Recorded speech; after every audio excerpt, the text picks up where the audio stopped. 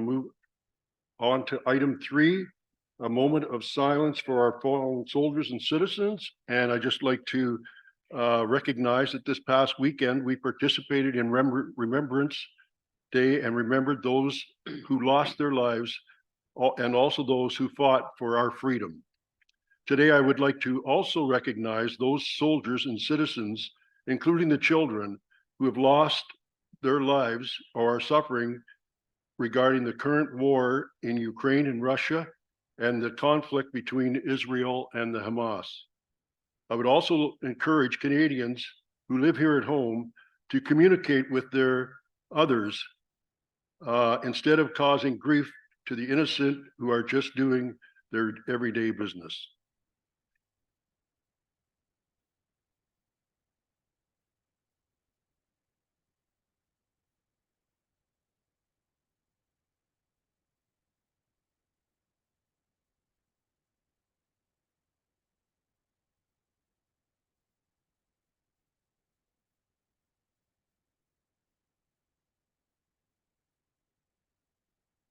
Thank you.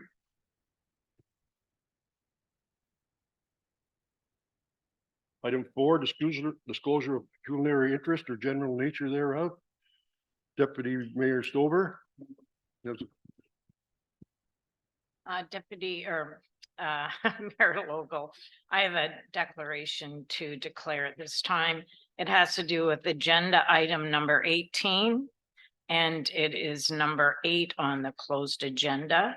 And the reason for this declaration is litigation with the library board. Mayor Logal, at this time, I will pass the declaration on to Madam Clerk. Thank you. Thank you. Any other declarations? Seeing none, we'll move on. Item 5 is the approval of the agenda. And this is for today, November 14th. Be it resolved that the agenda for the regular council session of Tuesday, November 14th, 2023 be approved as amended to include item 11.1B regarding the Roseneath Agricultural Society's lease with the township, and also 16.6 a bylaw to authorize the agreement with the Northumberland County for IT management services. Can I get a mover and a seconder? Moved by Deputy Mayor Stover. Seconded by Councillor Booth. Any questions?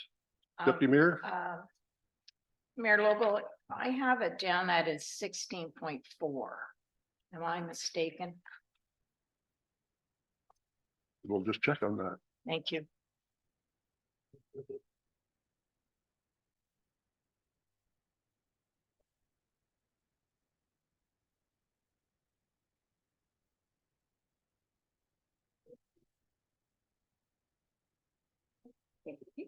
Thank you. Thank you, Mayor Logal. Thank you, Deputy Mayor. Pleasure. As amended to state instead of 16.6, it's actually 16-4. Further comments? All in favor? Motion's carried. Next, we have approval of the minutes. And those are the minutes of June 6th. Be it resolved, the regular council session minutes of June 6th, 2023 be approved. Mover and seconder. Moved by Councillor Ainsworth.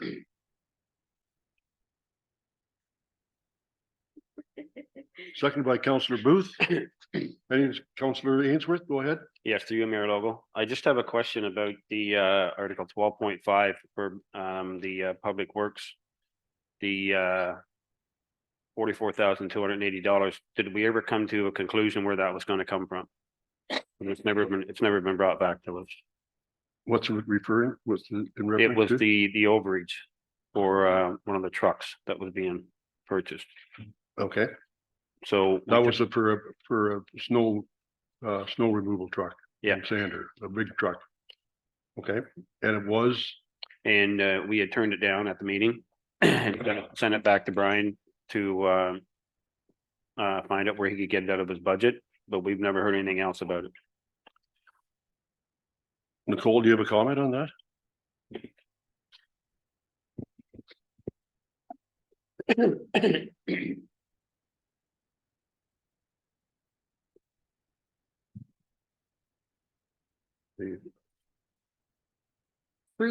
Through you, Mayor, I believe we're talking about the report that had been brought forward to fund the excess from reserves. And I know that council had discussed whether that should be deferred into the 2024 budget. So the reason it hasn't been brought back is the intention is to build that into the 2024 budget. And I guess we're not expecting receipt of that truck until 2024. Correct. Okay, Okay. so that'll be part of the budget for 2024. Is that okay with you, Councillor Ainsworth? Yep. Answer your question? Yep. Thank you, Nicole. Any other questions, comments? Yes, go ahead. There's Councillor reference O'Neill? to a report coming to us on Nawaton. Any idea when we might see that report? You have a comment, Dave? No, sir, I'm not aware of when that report's coming. Okay, Thanks. but it's something, it's got to do with the doesn't the delay have something to do with appointing the officers, or pardon me, the committee members? Is that what is that what you're referring to? No, I believe it was a report on what needed to be done to upgrade Nawaton. Okay, And, there was some discussion about hiring an outside agency to do an assessment. Then we have, as you note, the people who are interested in being part of a committee to help with that as well. So we've got two things going on. thank you. Any other comments? All in favor? Motion's carried. Next, we have Rhonda Bateman here to address council, and she wants to talk a little bit more about the Lower Trent Conservation Authority and the levy and the proposed budget. Rhonda, thank you so much for coming today. Thank you, Mayor Logal and councillors. I apologize for not being able to attend the last meeting as requested. I got double booked, so I wasn't able to attend. But you did ask for some specific information, and I hope what I'm bringing forward to you today will answer some of your questions. I know you're going to have a lot more. Okay, so next slide. Thank you. So I'm going to outline what I'm going to discuss today. So based on the November 9th board meeting, which happened last week, any updates, budget subcommittee, the facts from our budget and the preliminary proposed draft highlights, levy information, and you asked for levels of service. I'm going to discuss that and then next steps. So next slide. Thank you. Update. This is an interesting update because I personally missed the meeting, as did Councillor Ainsworth, but due to personal matters, but nothing was decided at the board meeting. It has been deferred until our December meeting, so comments are still open. That's how I'm taking that. All right, so let's just run through how we developed the budget. We did have a subcommittee with 3 board members and 2 staff. We had 3 half-day meetings, 1 in July and 2 in August. The first one was to develop terms of reference and take a look at the changes and the updates in our regulations and our budget cycle and process, and introduce these members because 2 of the members are new to the board. And we looked at current facts and other information for the consideration. And then we came back on August 4th with, so that was July 14th. We came back on August 4th with actual figures, initial budget, proposed details, expenditures and revenues, and impact programs. And we asked, and they requested some changes to be brought back. And on August 29th, we updated, because as you know, as the summer builds on, we get more information, and we reviewed changes made, and we discussed the levy apportionment. And this subcommittee accepted our preliminary proposed draft budget to be brought to the board. We brought the draft budget to the board at the September meeting. There was discussion, but at the end of the day, a motion was passed to send out our draft budget as stated as our preliminary draft. Usually the board will make suggestions and send us back to make changes. They did not do that this time. So our facts, as you know, we are a service delivery organization, so most of our costs are in staffing, and general operations and capital is only about 30% of our budget. Our services are very they're not defined. I'm not going to say it like that. They're specialized services, and we have a variety of staff with a huge knowledge range and experience. And everyone in our shop wears more than one hat. There's not one person who does one thing. There's always more than that. Okay, so next slide, thanks.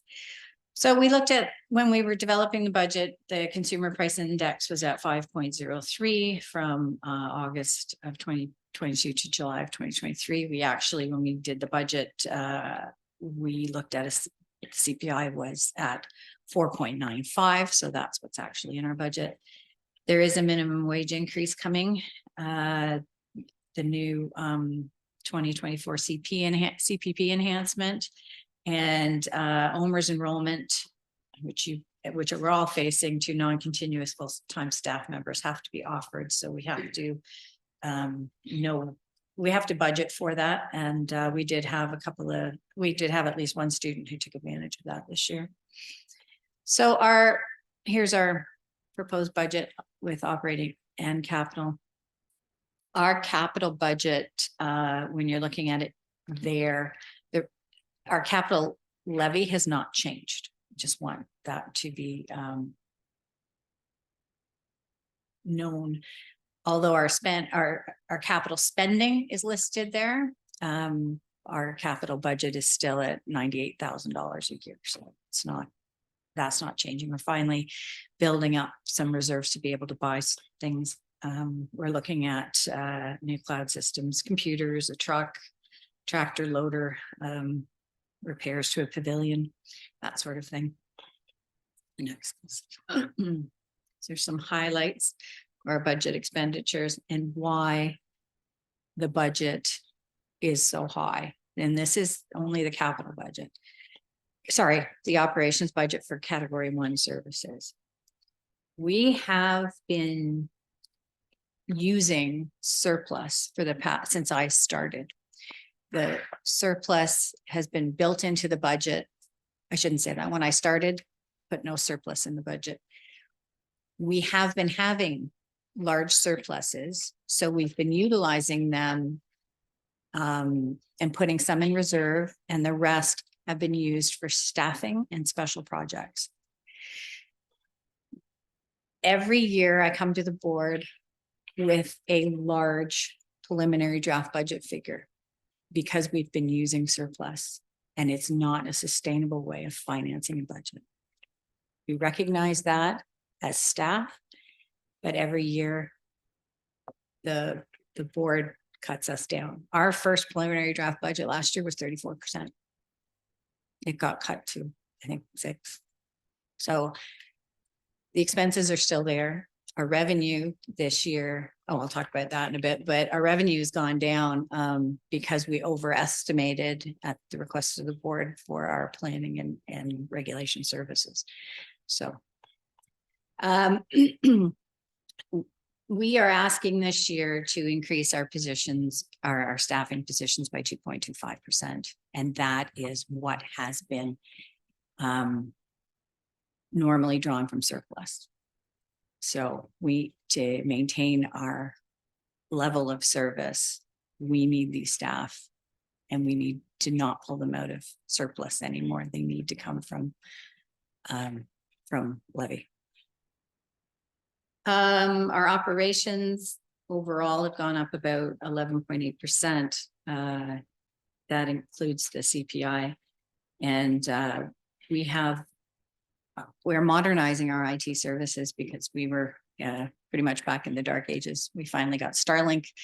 We're not even, our services aren't all perfectly online. We have a new website that was developed last year, and it's fantastic, but I can't work from home and access my files. That's how antiquated our systems are. As I say, our capital levy hasn't changed, but we are in the budget is our expenditures for capital. So next slide, please. These are our revenue sources outlined there. Municipal levy overall, we're asking for an increase of 221 for category 1 services. We have our municipal agreements, which is part of the budget, but that's our MOUs that we're hoping to sign with our municipalities. Fees and charges, we overall have dropped that by $83,000. As I said, we have, although there seems to be a boom in building, and there is, there's been a huge increase in the number of inquiries that come in, and the inquiries don't necessarily mean it's going to result in a permit being taken out. And the board's always been pleased that we offer our inquiry service for free. So, and you'll see later in the graphs that inquiry service has gone absolutely bonkers. Where it says surplus and reserves, that is all reserve. There's no surplus. It says surplus because we used surplus last year. So that 214,000, most of that was surplus from last year. So we're only looking at utilizing $121,000 from reserve, and that's all capital related. It's got nothing to do with the operations. Next, please. So the highlights in the budget revenues is we've obviously had no change in provincial funding since 2019. And when we lost that, we lost $64,000 from the province. When we did that, we did not come back to the municipalities and ask for that. Maybe we should have 4 years ago. Maybe that would have offset a little bit more, but I don't think anyone was very, keen on doing that. So as I said, less revenue and planning and permit fees, we've decreased that by $40,000 to be more realistic. The reason we had surplus funds in the past was because we underestimated our planning and permit fees, and that would be our surplus. So we've reduced our reliance on the surplus funds by about $177,000. We do lease some of our properties. We had a steady tenant for a while and they've pulled out. So we've automatically lost $4,000 there. An increase in admin and chargeback. That is definitely an increase in revenue from mostly interest, honestly. And we're drawing $121,000 from our capital reserve funds. I wanted to say that violations and enforcement numbers continue to be really high and causes increased staff time to investigate and document violations and enforcement. Just like your own inspectors, detailed notes and regulatory compliance have to be followed in case the violations go to court. Although our permit numbers are high, planning surprisingly has been slower to date. Planning seems to come in waves. And our fee inquiry services numbers are high, and our cold calls have been increasing. We have an online inquiry service that is very efficient. It gets you in the queue. Staff, you're assigned as soon as it's in the queue. You're assigned, the staff is assigned to either immediately write back and say, no, you don't need a permit, or a permit will be required, and then the process starts. So it doesn't leave a lot of people hanging, but we've been getting an increased number of phone calls, and we try and refer everybody to our online inquiry because people are working hard on getting the inquiries that are coming in the normal way. And then you get sidetracked by someone who's demanding to speak to someone, and some people, bless them, will put in a permit and expect it turned around in the next day, and they will call every day until the permit is, and it just wastes staff time. So that's one of the issues we've been facing. I know everyone's facing that, but it seems to be a large number. So total municipal levy funding, we're looking at the general levy, as I said, going up 221,700, and the capital levy remains the same. Our asset management plan will be up for review in the next couple of years. And we all know now that the cost for maintenance and building anything right now has increased drastically since our initial asset management plan. So that will be revisited, but not for this year. Financial breakdown of the municipal levy, as I mentioned before, the increase of staffing at 2.25% is a large portion of that. It's the administrative and client service technician who would be working for both planning and regs and in corporate services, and a conservation lands maintenance assistant who would be doing maintenance and also do private land stewardship and help with conservation land stewardship. And corporate services support for 0.25 of a student in the summer. And the rest of the 221 would come from operational increases. We're looking at moving to an IT service provider as well. So, because we don't have enough staff in-house to look after that sort of thing. So here are the apportionments. The apportionment is the CVA apportionment is given to us by the Ministry of Natural Resources and Forestry. And that's the middle column there.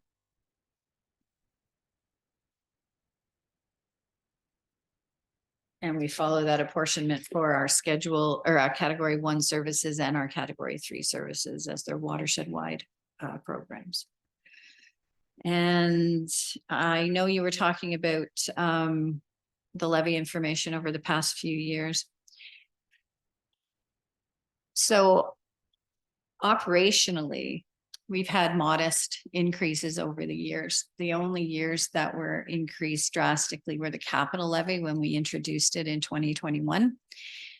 And the board decided not to introduce it all at once and to do it 50% first year and 50% the second year. That's why the numbers seemed so high. So operations for our overall levy, and then Alma Calderman's operations are in the second column. So the apportionment number does our calculations as to what your percentage is based on what the overall is. So as I say, it's been modest. And then in 2021, the operations budget, the board said, well, if we're going to have the capital, we'll have the operations budget at 0%, which put us further behind at the end of the day. So these are the numbers we're looking at. And yes, this year is large. It's at 19%. Next.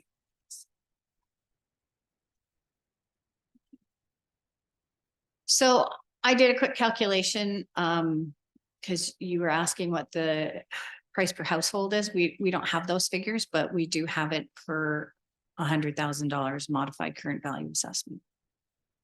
So those are the figures. We run around 10%, and with this year's draft proposed budget, it would be at 12.73% of the current value assessment. Keeping in mind our current value assessments are a year or so behind what it would be today. So. Next slide. And you asked for staffing information. As I said, our staff wear different hats, so I put it in. Our full-time staffing complement has not increased very much over the past 5 years by one person. Contract and seasonal, it varies every year, but we usually have two, and those people are always paid out of surplus to date.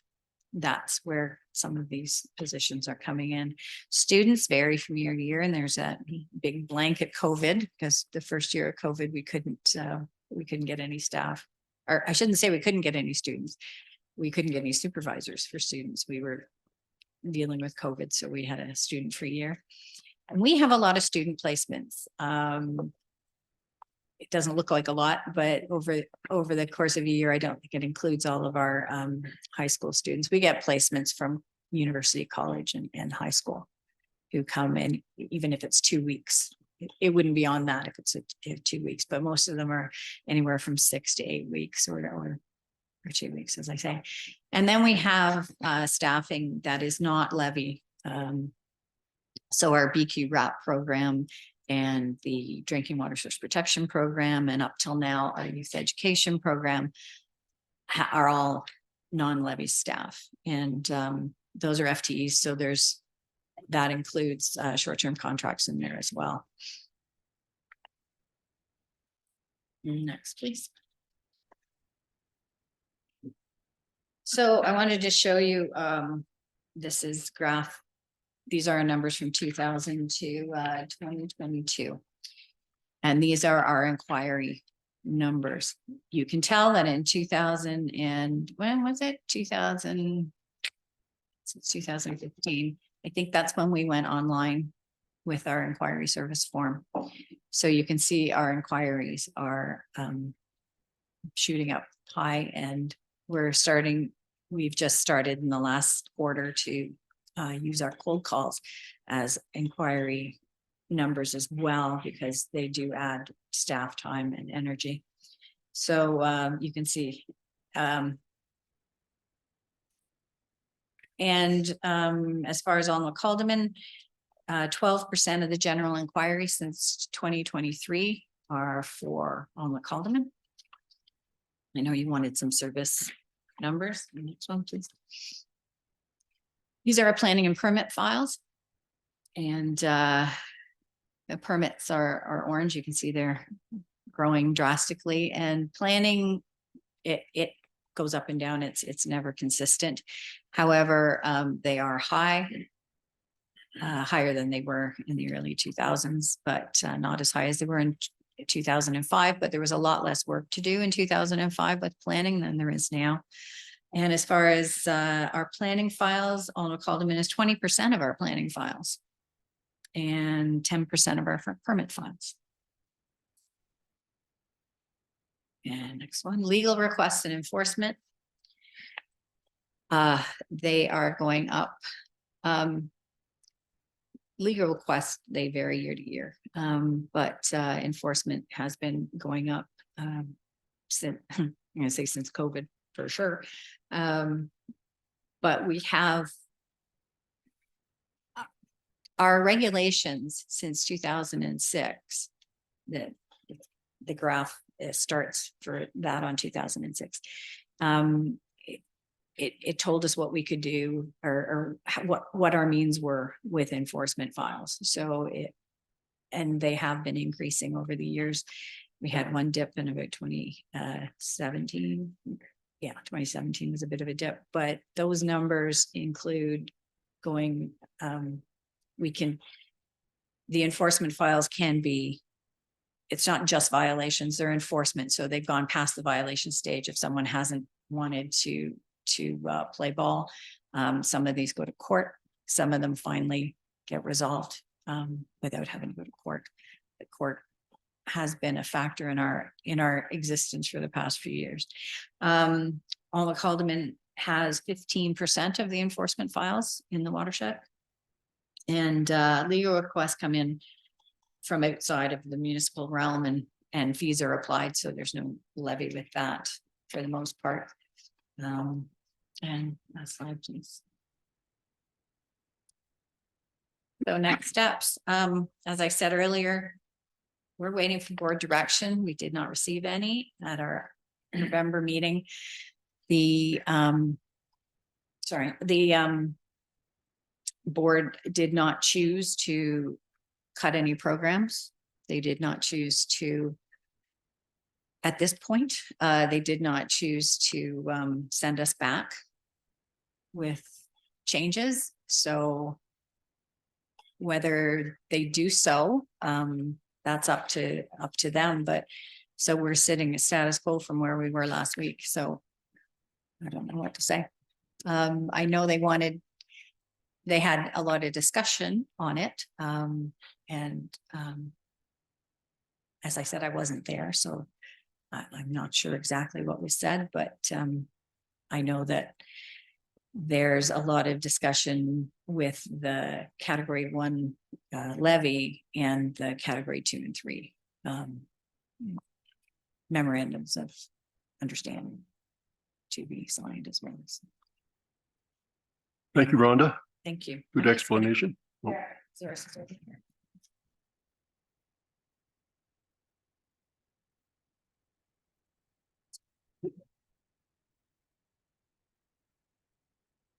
Are there any questions or comments from council? Go ahead, Deputy Mayor. Through your Mayor Logo to Rhonda. Thank you for that. Listening to your explanation, I did see you on a YouTube meeting for Trent Hills. Yes. And one question I have, is it new people that are on the budget committee now? As opposed from last council or from your last term? Yeah, the budget committee, subcommittee, we set that up 2 years ago because of the new changes that came down through the regulations. So yes, it was different members this year than there was last year. Oh, save one, yeah. Eric Sanford was our chair and was on the budget subcommittee last year as well. Mayor Logo, I'd just like to make one more Yeah, go ahead. question. Just from reading you, listening to you and looking at your one file, let me see if I can get it here. One of the comments I have is your levy increases. It was on page 41 of our package. And I see now when you are funding things through reserves, you realize that's not sustainable.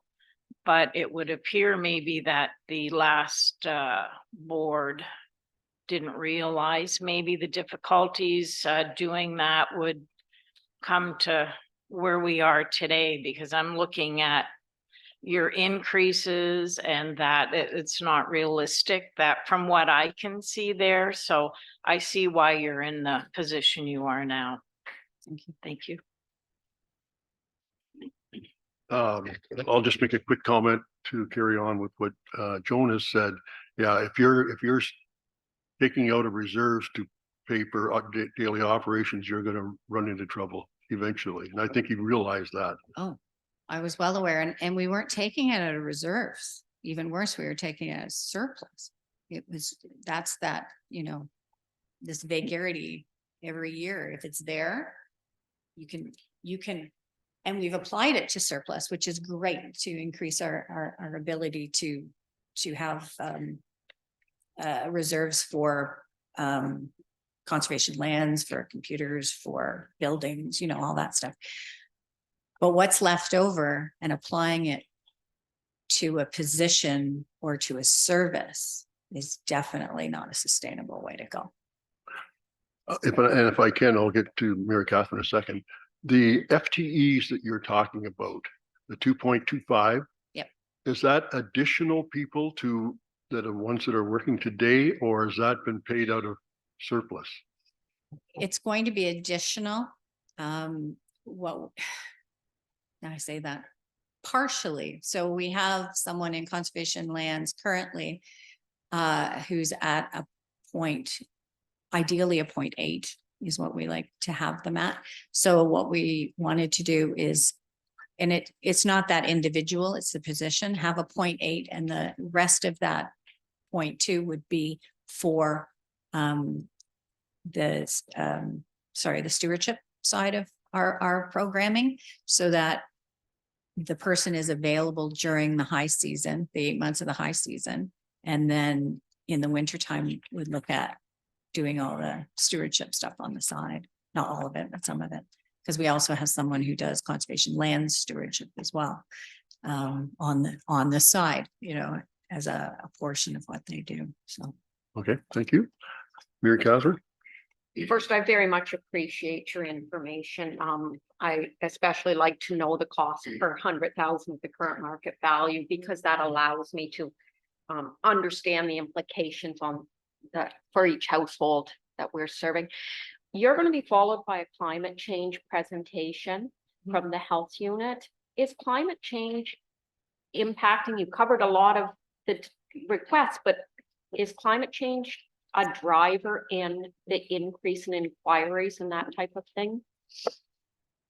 That's a really good question. It's a driver in a lot of our programs, especially the stewardship programs, for people to, you know, do extra planting and have native flowers, native plants and that sort of thing.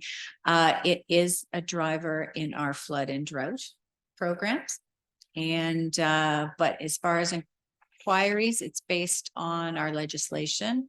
So some maybe, but not overall. It's a lot. It's the influx of new people, basically. Thank you. Yeah. I'll make one more and then I'll get to the other fellows. You started off by saying that, well, or somewhere through it, I believe you said that last year's recommendation from your committee was a 34% increase. And it ended up being a 6% increase. Yeah, something like that. It's being here. Yeah. I It could be it was wrong, but low that's compared to basically what what we I heard. started with. Yeah. And I've, you know, with that budget getting last year's cut by that much, were you expecting this one to get cut somewhat too? I was. Thank you. It was 5.44. 5.44. Thank you. Go ahead, Greg. Hi, thank you, your worship, through you to Rhonda. Thank you, Rhonda, for your update. I guess I have a couple of concerns and maybe you could explain it. I understand that everybody has the budget pressures, whether it's OMERS, cost of living, the minimum wage going up, things like that. And we all have that, not just the municipality, but all conservation areas. And I just look at comparing Lower Trent to Ganaraska over just the last 4 years. Ganaraska's has gone up 11% and yours, Lower Trent, has gone up 37%, Oh, which that is in- a that included- 26% difference. And I can't see where that's coming from. They have the same budgetary pressures as you with OMERS and cost of living and everything else. And I don't know. I mean, when you're talking about funding,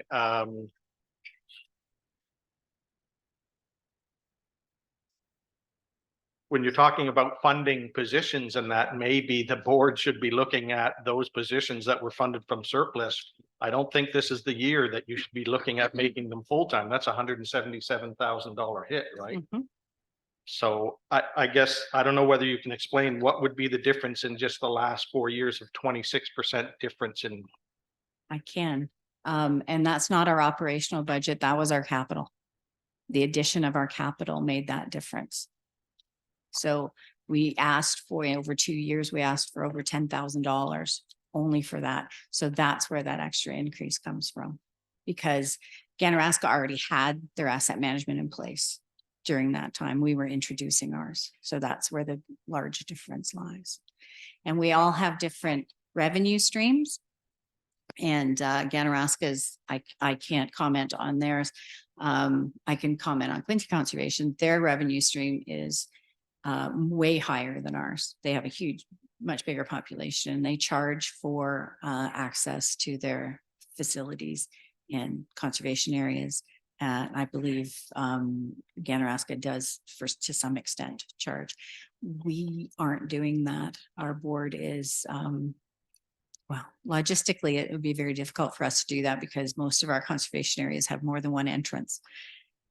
People will end up parking on the street, causing hazards if we start charging. We are looking at increasing our exposure and having a pay option.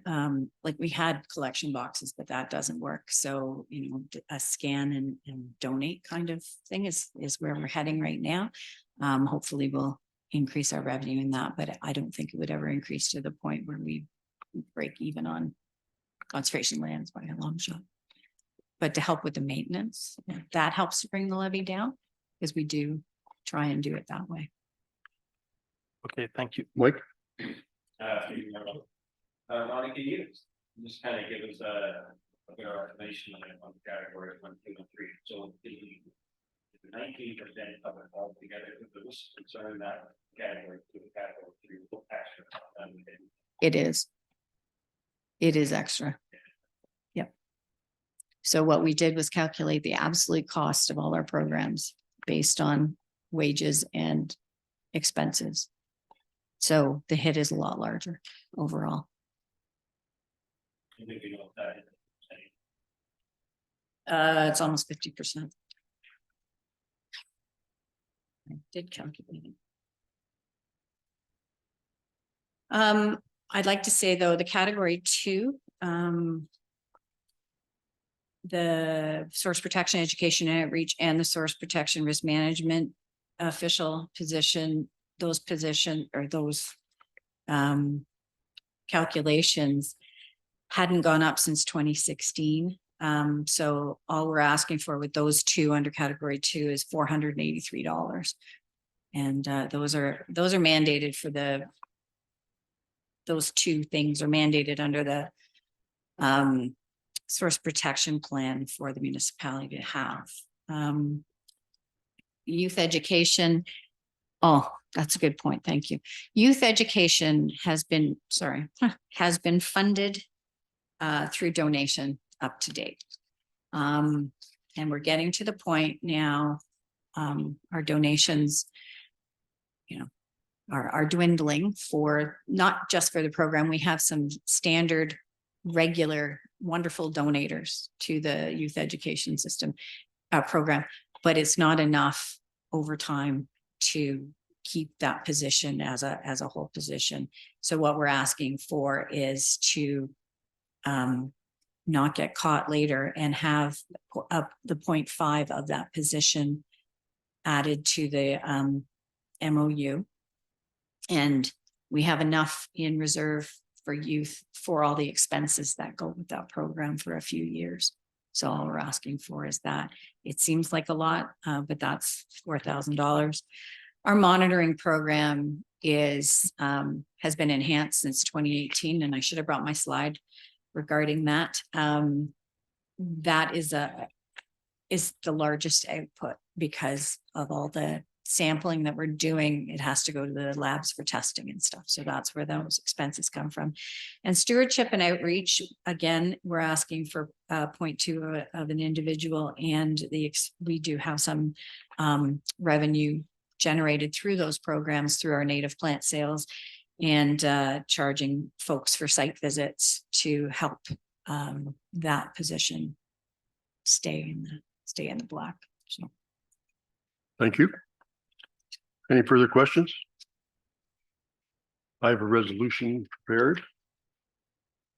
And this is that the Council of the Township of Alma-Culdeman received a presentation regarding the levy and proposed budget of the Lower Trent Conservation Authority from CAO Rhonda Bateman for information. Can I get a mover and a seconder to receive? Moved by Councillor Ainsworth, seconded by Councillor O'Neill. All in favor? Motion's carried.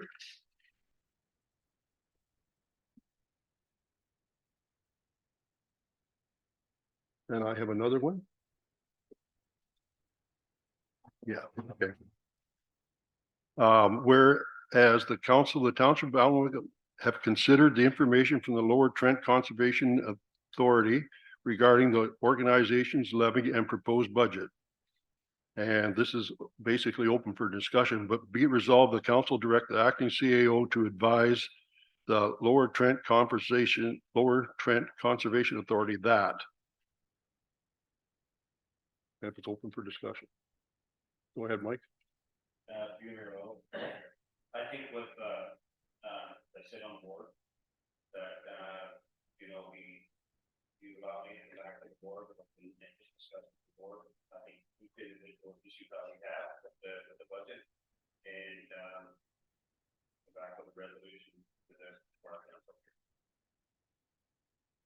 Basically, you're saying you go back to the board, if I understand you correctly, go back to the board and see if you can't resolve some of this Yeah. issues. Are you gonna move that, Mike? Yes. Can I get a seconder for that motion? Seconded by Mary Catherine. Any discussion? I guess if you stated yours, Mike, do you have any, Mary Catherine, do you have any comments? I concur with what Councillor Ainsworth is saying. That board has a responsibility to deliver those services and they have the responsibility, the governance responsibility to bring forward a budget that meets their needs. But as he noted, also respects our taxpayers. But I think that the governance decisions does lie with that board. Go ahead, Deputy Mayor. Through you, Mayor Logal, I concur as well with my two fellow councillors. I also, when I'm listening to you and you're going to the board and I see where your issue lies, and that is so much with this board, but previous boards not being realistic. So one of my hopes would be that when you're looking at your governance and the running of the Lower Trent, that maybe you look at all areas and start to see where, or the board look at all areas to see where funding issues could be a problem, or how you can run more better, so to speak. That would be my only comment. Further discussion? Okay, Nancy's just gonna prepare this a little bit better than I could do, much better than I could do, but she'll get the idea across. And I think you're absolutely right. I think all the comments that I've heard, it is their responsibility of that board to govern. And we, of course, we have to support them, but after they've done their job, I think we're prepared to do that. But I think maybe, and you've been put in I think in a tough position. The fact that what you've been dealing with in the past is this board's a little bit maybe unsure and so I don't, I admire you for taking on the challenge. Mike? To you, Mayor. Will it be on and can we put on this agenda? Just to have that dialogue with the rest of the board members.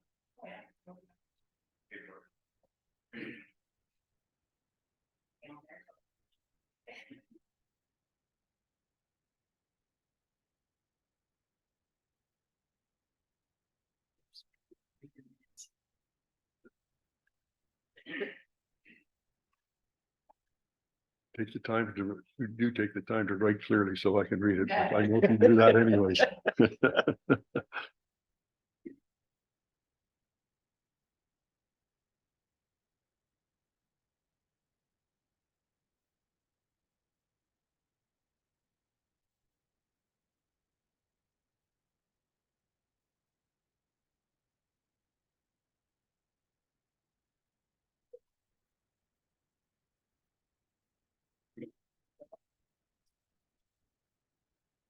Okay, be resolved that the council direct the acting CEO to advise the Lower Trent that council has directed Mike Ainsworth, Lower Trent Conservation Authority Board appointee, to provide AH Haldeman Council's concerns regarding the proposed budget and levy, and encourage the board to look at ways to mitigate the increases. All in favor? Motion's carried. Thank you, Rhonda. Have a safe day and a safe drive back.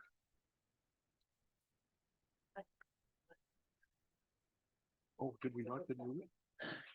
I thought Mike. Yeah. Mike moved it and Mary Catherine seconded.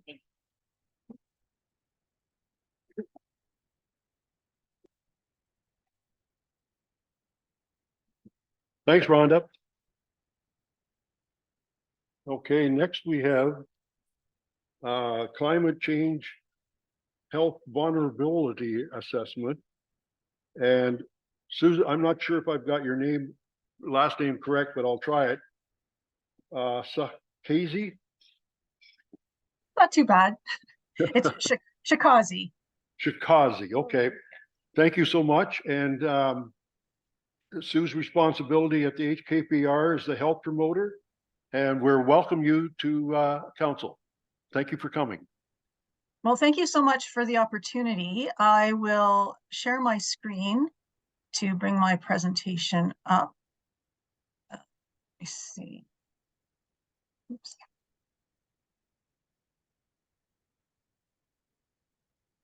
So yes, as Mayor Logal said, I am a health promoter at the HKPR District Health Unit. I work in our environmental health department and out of our Haliburton office. So that's where I'm broadcasting to you from today.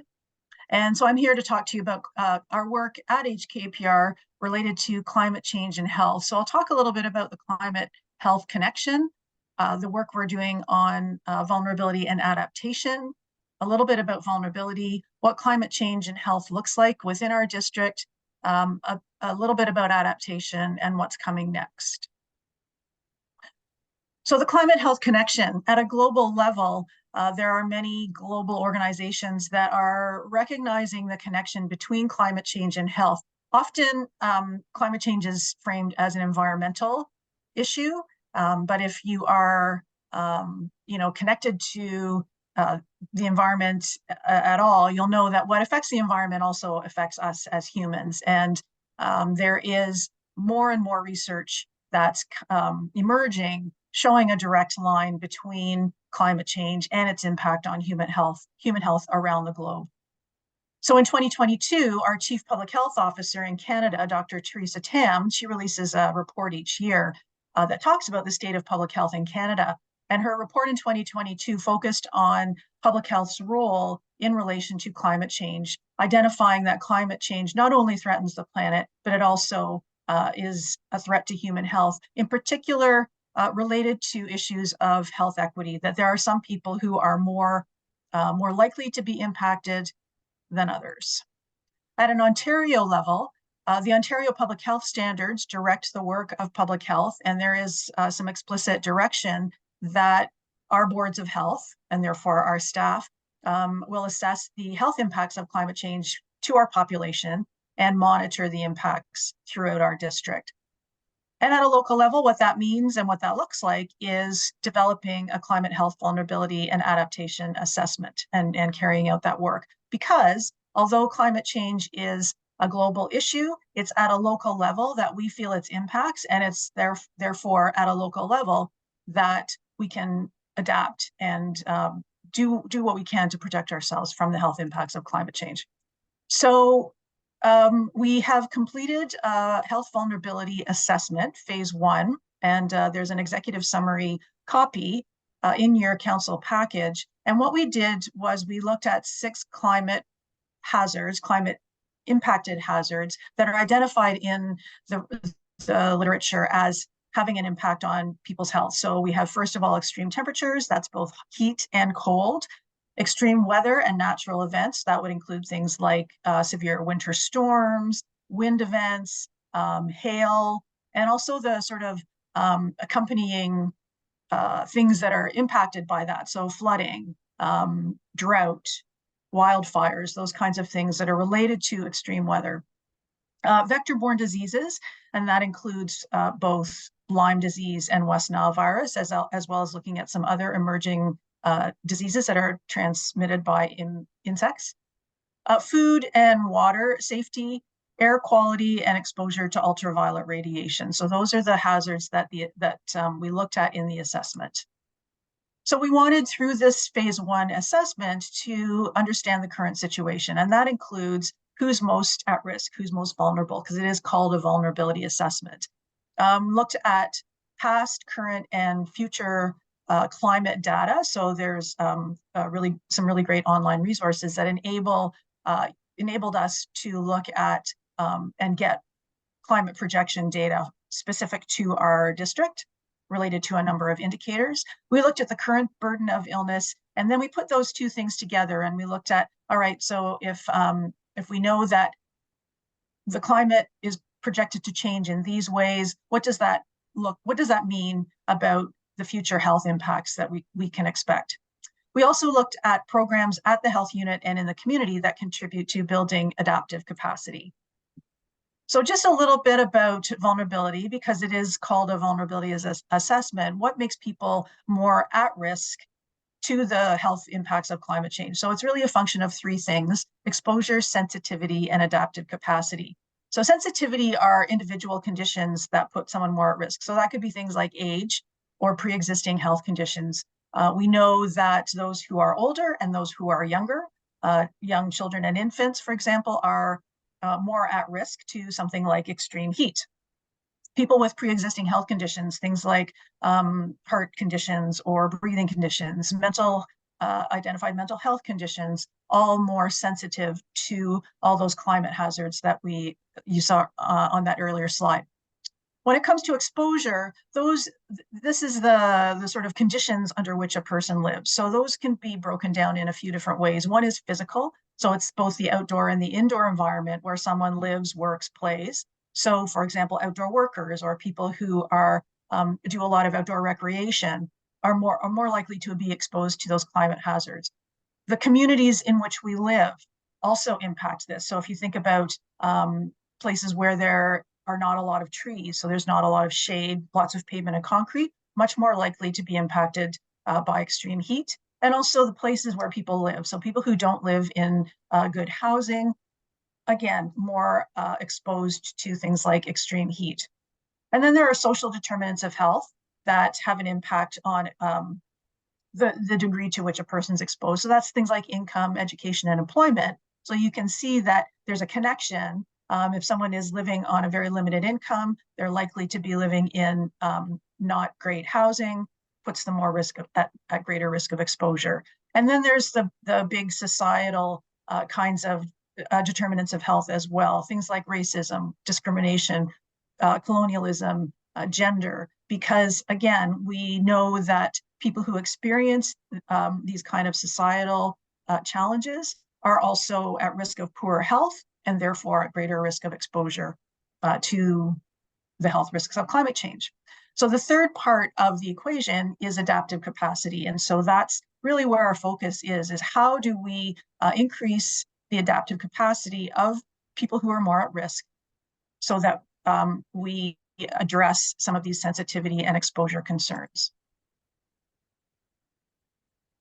So what we found is that the current climate picture shows that in the future, we are likely to see, for example, more emergency department visits due to heat-related illness, food and waterborne illnesses, more injuries due to floods and extreme weather events, worsening of chronic illnesses, increased risk of poor birth outcomes, increased risk of Lyme and other vector-borne diseases. And this is one that we monitor each year, and we are seeing increases of the number of cases of Lyme within our district, and also increases in the range of black-legged ticks which carry Lyme disease, and increased risk of a variety of other illnesses as well.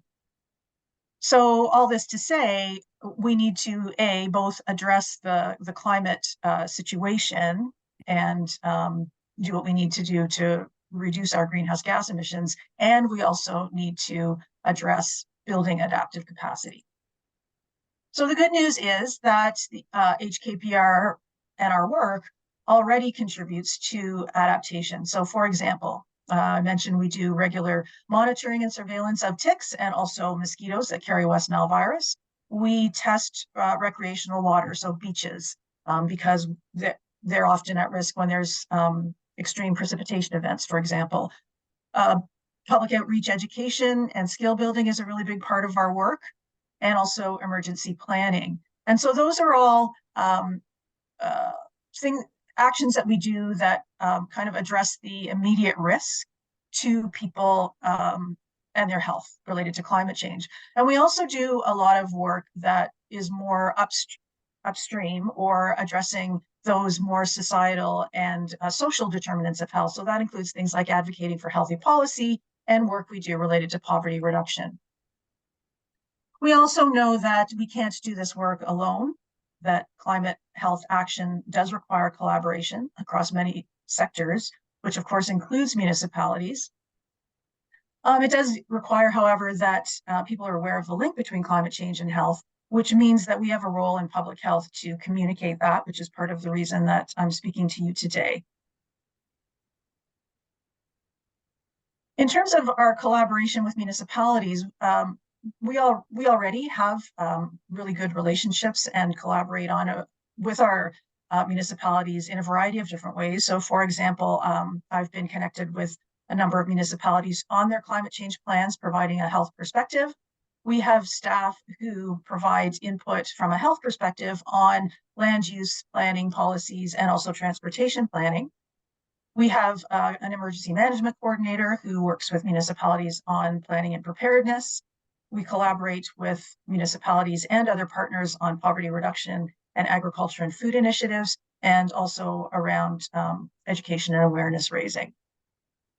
And the great thing about a lot of this work is it not only addresses the adaptation to climate change, but also there are co-benefits to a lot of these initiatives as well.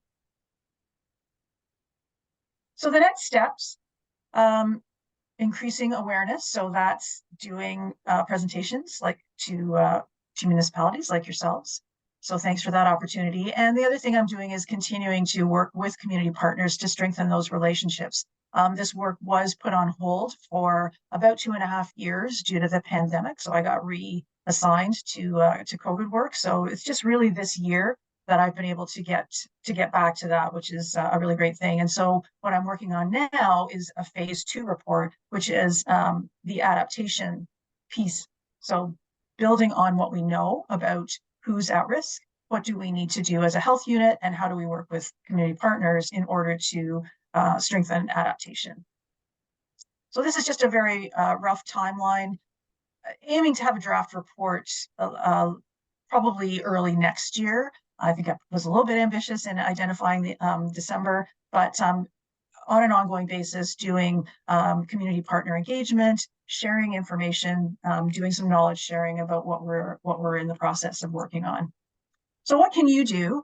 I do encourage you to share the executive summary and key findings with your colleagues and constituents, because of course you're leaders in the community and can help build awareness of links between climate change, health, and municipal priorities. So thinking about, again, those co-benefits of the work that you do and how it connects to climate change and also health. And also in your council package, there's a municipal brief that speaks in a little bit more detail about how some of the work of a municipality contributes to building adaptive capacity related to health and climate change. And the other request I would make is if there is a staff person that could be that I could connect with as a liaison on this climate change work, that would be really helpful. That's something I've been asking of municipalities when I speak with them, is a liaison to sort of be a touch point. That would be great. And that brings me to the conclusion. Happy to take any questions. Thank you, Sue. Questions from council? Mike, go ahead. Sorry, I'm having a hard time hearing Councillor Ainsworth. Yep. Okay. Still not great. Turn your volume up a bit, Mike. How's that? That's much better. Thank you. Is that better? Yeah. I just kind of wonder sometimes when we have these discussions that we try to do everything we can do in Canada, but our neighboring countries don't care. So, we have a fire in Alberta and, within a couple of weeks of the right wind, it's sitting over top of us here in little old Grafton. So I wonder how much we work with our other countries and trying to establish the things that we want to do and how much they participate or even care. Well, that's a valid question and a big question as well, because you're right. we certainly experience the impacts from across the province, across the country.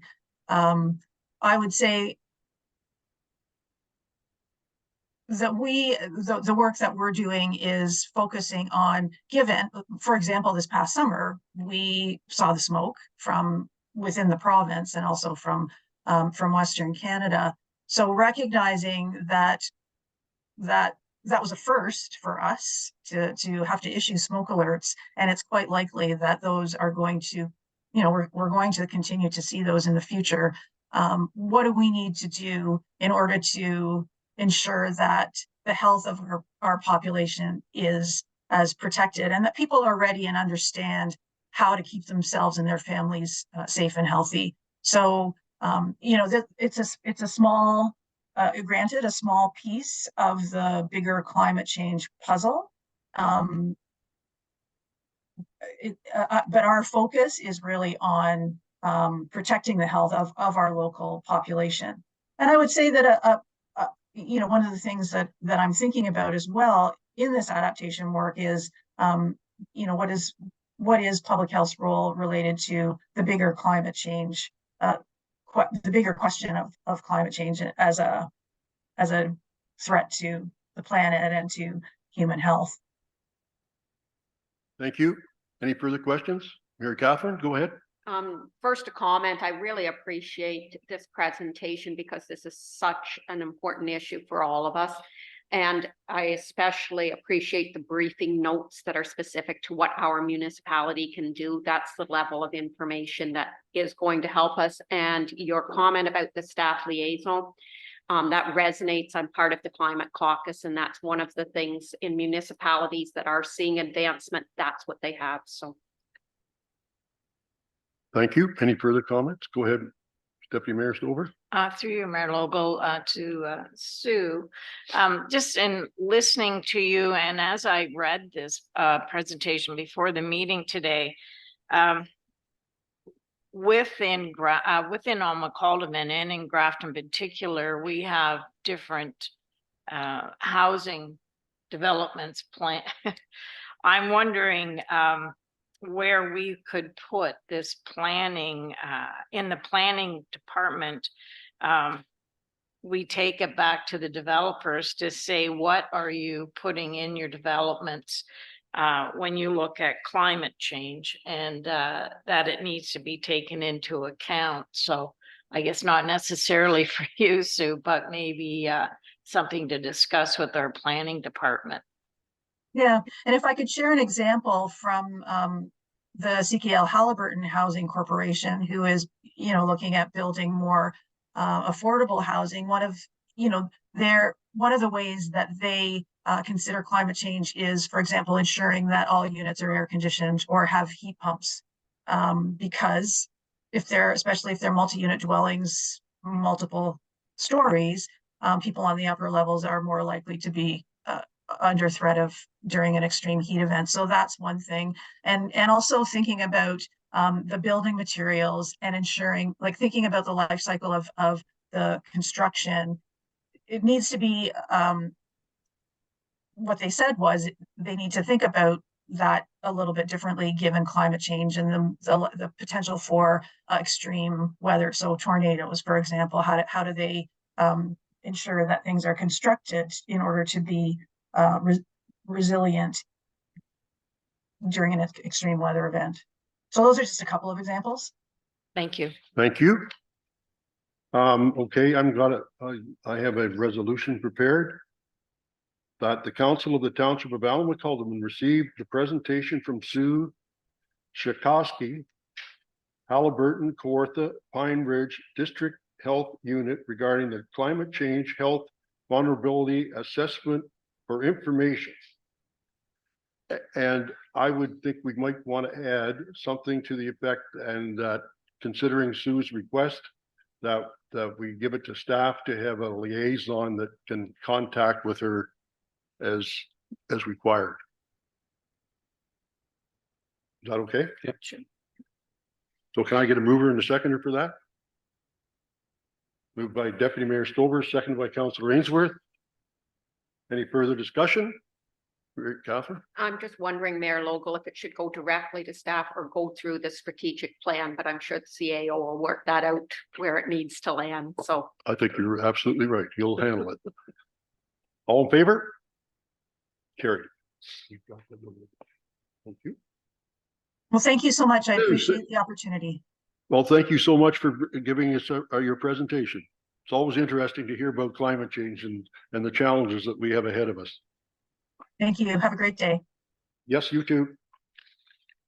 Okay, moving right along, we're going on to item 9, the building planning department. And we have a building permit summary from our chief building official, Nick Hornley. Nick, you on the screen? Yep, there you are. Thank you, Nick. Any questions or would you like to hear his report? Yeah. Okay, go ahead, Nick.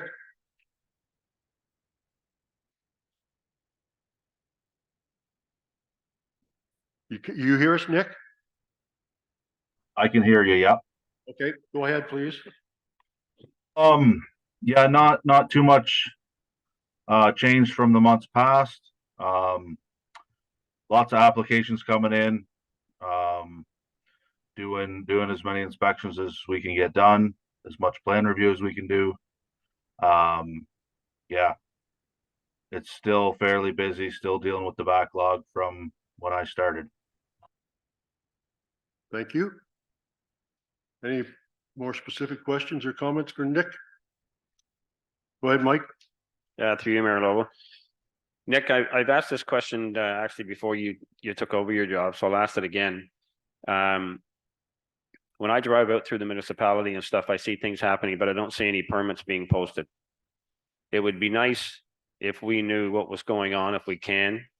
So we at least knew that these people have permits and stuff. You know, for instance, there's a excavating going on Telephone Road that looks like someone's going to start to build something, but I don't see nothing there. I see a trailer going in. It looks like someone's going to move into it on Telephone Road. And just things like that. So not that if I knew they had the proper permits, it would be okay, but I don't see anything posted. Can we have that done? Or is it a invasion of privacy? Do you have a comment, Nick? Yeah, through you, Mayor Logo. We remind everybody when we issue this permit that they have to post it. They're supposed to post it in a conspicuous location. I don't necessarily have time to go and enforce them hanging a piece of paper. When I'm out doing my inspections around the municipality, I'm keeping my eyes open for construction that's taking place without permits. If there's any properties in particular you'd like to inquire about, then by all means, give me a call, send me an email, and I can verify what stage they may or may not be at. If there is no permit application in process, then we can start the notice of violation process. I think Okay. that's absolutely right, Nick. If you're seeing something like that, council or any members of council, you should be asking the questions. Dave, you have a comment? Through your Mayor Logo, Nick, I'll add to that in that the bylaw department typically, if it's active, we can start to look after that. So if council desires that any property that does not have something posted visually, that the bylaw officers can stop in and make inquiry and fix that. Nick needs all the support he can get in the building department with his current workload. So that wouldn't be fair to ask him to do that, but we can definitely assist. Yeah, I think you're absolutely right, Dave. All we really have to do is if you see that, give Nick a call and Nick can take it from there. Go ahead, Mike. Through you, Mayor, a couple more quick ones. This next one is actually along with what our CEO just asked about. Could we get a report from Nick's department to understand how much time he puts into permits and inspections? You know, because you know, we're trying, we got more of these, our developments are starting to come along. Is that's gonna put another burden on them? So is there something that we can do to say, hey, is it one person? Is it 1.5 person? Is one person enough to get it done properly without wearing them out? That kind of stuff. My second question is, in next report, there is, totals paid to the county. Is there some of that stuff that we could take on to add to that? Whether we need another person or 2 persons, why are we paying the county if we can do it ourselves? This is what I'm saying. So, septic inspections, that's totally done by the county. Why? We used to be able to do it ourselves. Go ahead, Dave. Through you, Mayor Logal. Nick, I'm gonna answer that question. The planning and building department just did their strat plan meeting and budget talks last week to do with planning for 2024. The answers to your questions are coming and are in the works. One of the things that Nick was able to bring to light was that every building a permit that is applied for costs an approximately 18 to 19 man hours by the time start to finish. So there is information that will be coming forward to you, as well as Nick has been tasked with analyzing what his department needs for 2024, which will be identified through the budget process. So a needs assessment is coming, and also the report from the planning with all of the individual departments will be coming from myself to council once that is completed. Okay. Anything else, Mike? So, well, can we add to that, Dave, whether we can look at bringing some of that stuff back in-house? On, you know, maybe to round it out as far as the hours, the man hours, what we need, who we need? That possible? So yeah, it is a complete review and you will get all of the information. Okay, great, thanks. I'll read the resolution. Be it resolved that the building permit summary from October 2023, the report from the chief building official Nick Hornwig, dated November 14th, 2023, be received for information. Mover and seconder. Moved by Councillor Ainsworth and seconded by Deputy Mayor Stover. All in favor? Motion's carried. Next, we're going to move on to Public Works Department. And Brian's going to take us through his report. Good afternoon, Brian, or good morning still, I guess.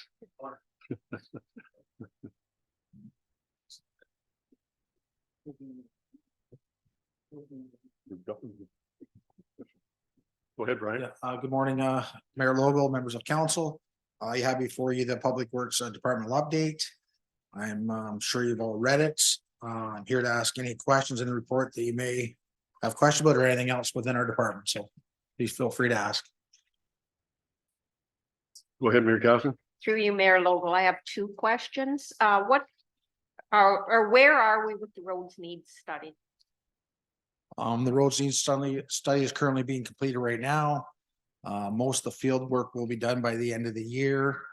And the report will be back in my hands and coming back in council early in 2024. Can I ask a follow-up to that question then? Yep. So that's after our budget decisions need to be made. I guess that's more an observation perhaps than a question, but is that going to make it complicated for your department and for us as councillors to make decisions? Well, I'll be bringing decisions, recommendations on what we did similar to the last 5 years as well, like bringing recommendations on roads for 2024 that won't be in the roads needs study yet. Okay. And my second question, how are trees identified for removal? And if a resident is aware of a tree, perhaps that information needs to get out to people a little bit better because there are a lot of trees of concern. Okay, through you, Mayor Logal. Currently, most people phone in the complaint line or the complaint comment form. Trees are either looked at, they're looked by Public Works staff. And they're all done on a liability issue, whether it is a real safety concern to the resident's home or the road. A lot of times a lot of these trees are actually close to the property line. But the majority of ones I'd say probably 90% or 95% of the trees we do go out to. Our contractor ends up taking it down, for safety. A lot of the ones around hydro wires, not, our staff do ones that we can take down without bringing a contractor, and it's a little cheaper for us. But the majority of the trees are taken down by contractors for us. So I think currently we've almost exhausted our current 2023 trees and brushing program budget. But again, once we do hear about them, there is lots out there. But we do kind of go on a as called basis, or if we see ones as well, we try to take them down before it becomes a liability to the township. So Brian, you might want to talk a little bit to Nicole about that, because I'm just looking at a report, if I understand it correctly, where I think the budget for trees was 28,000, and it looks like we're about 37,000 to date. So you might want to check that with Nicole. okay, 3-year Mayor Logan, I think our budget's 100 and top 125, $130,000, I think, for the trees and brush. And I don't have it right in front of me right now, but I think we're pretty. I don't know what. Maybe you can get together and talk about it. Yeah, I'm not sure. It's a lot more than that, though. I know that. So, because it's under contracts, there's different line items in that budget, and or brush and trees. There's, staff labor, materials, but under contracts, there's one line for contracts that I'm pretty sure it's $125,000, $130,000 or something like that that's in there for the budget. And that's, like I said, that's how much I'll probably looking, if not close to that again for next year as well. So. Are we making headways on getting, these are mostly Ash, a lot. I'd say probably 75% would be ash trees, but then there's other ones as well. Pine, there's other ones from storm damage, winds as well. But the big one is the ash borer, emerald ash is the main one stuff. And I guess last year's been particularly bad with all the windstorms that we had that did a lot of damage. Yeah, 3 Mayor, that didn't help either, but yeah, with the main focus, the main call-ins is probably the emerald ash, pine, some cedars. Yeah. Thank you. Yep. Councillor Booth. Through you, your worship, to Brian, one comment and then just one question. I guess the comment, thank you very much, Brian, for all the work on the Aird Street, putting the lights in. It's taken a while for that person that, this went back to last council and now to this council. So they have their lights in there. So thank you. That person is very happy.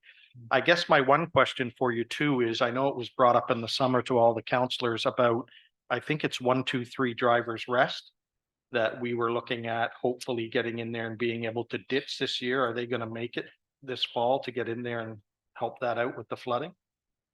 Yes, through you, Mayor Logal. Yes, it didn't make Drivers Rest Road. Again, that's the one down here that does the loop out to Highway 2 or County Road 2 down here. It was on our long list for our 2023 capital roads projects, but didn't. It kind of got cut. But I did, as far as wanting to see it in our operation under ditching and culvert replacement, to get a lot of the legwork done this fall and bring that road to council as part of one of our roads for the 2024 budget. And again, it's currently gravel. It's an urbanized road area with a lot of homes on it. The graphics, the lay of the land, the way it's curved, a lot of washouts on the road. We're constantly grading it.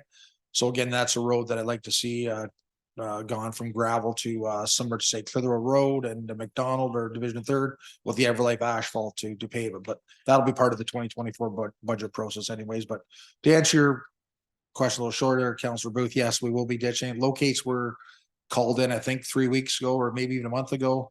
The process for locates back to the start of COVID have really taken a lot longer to get.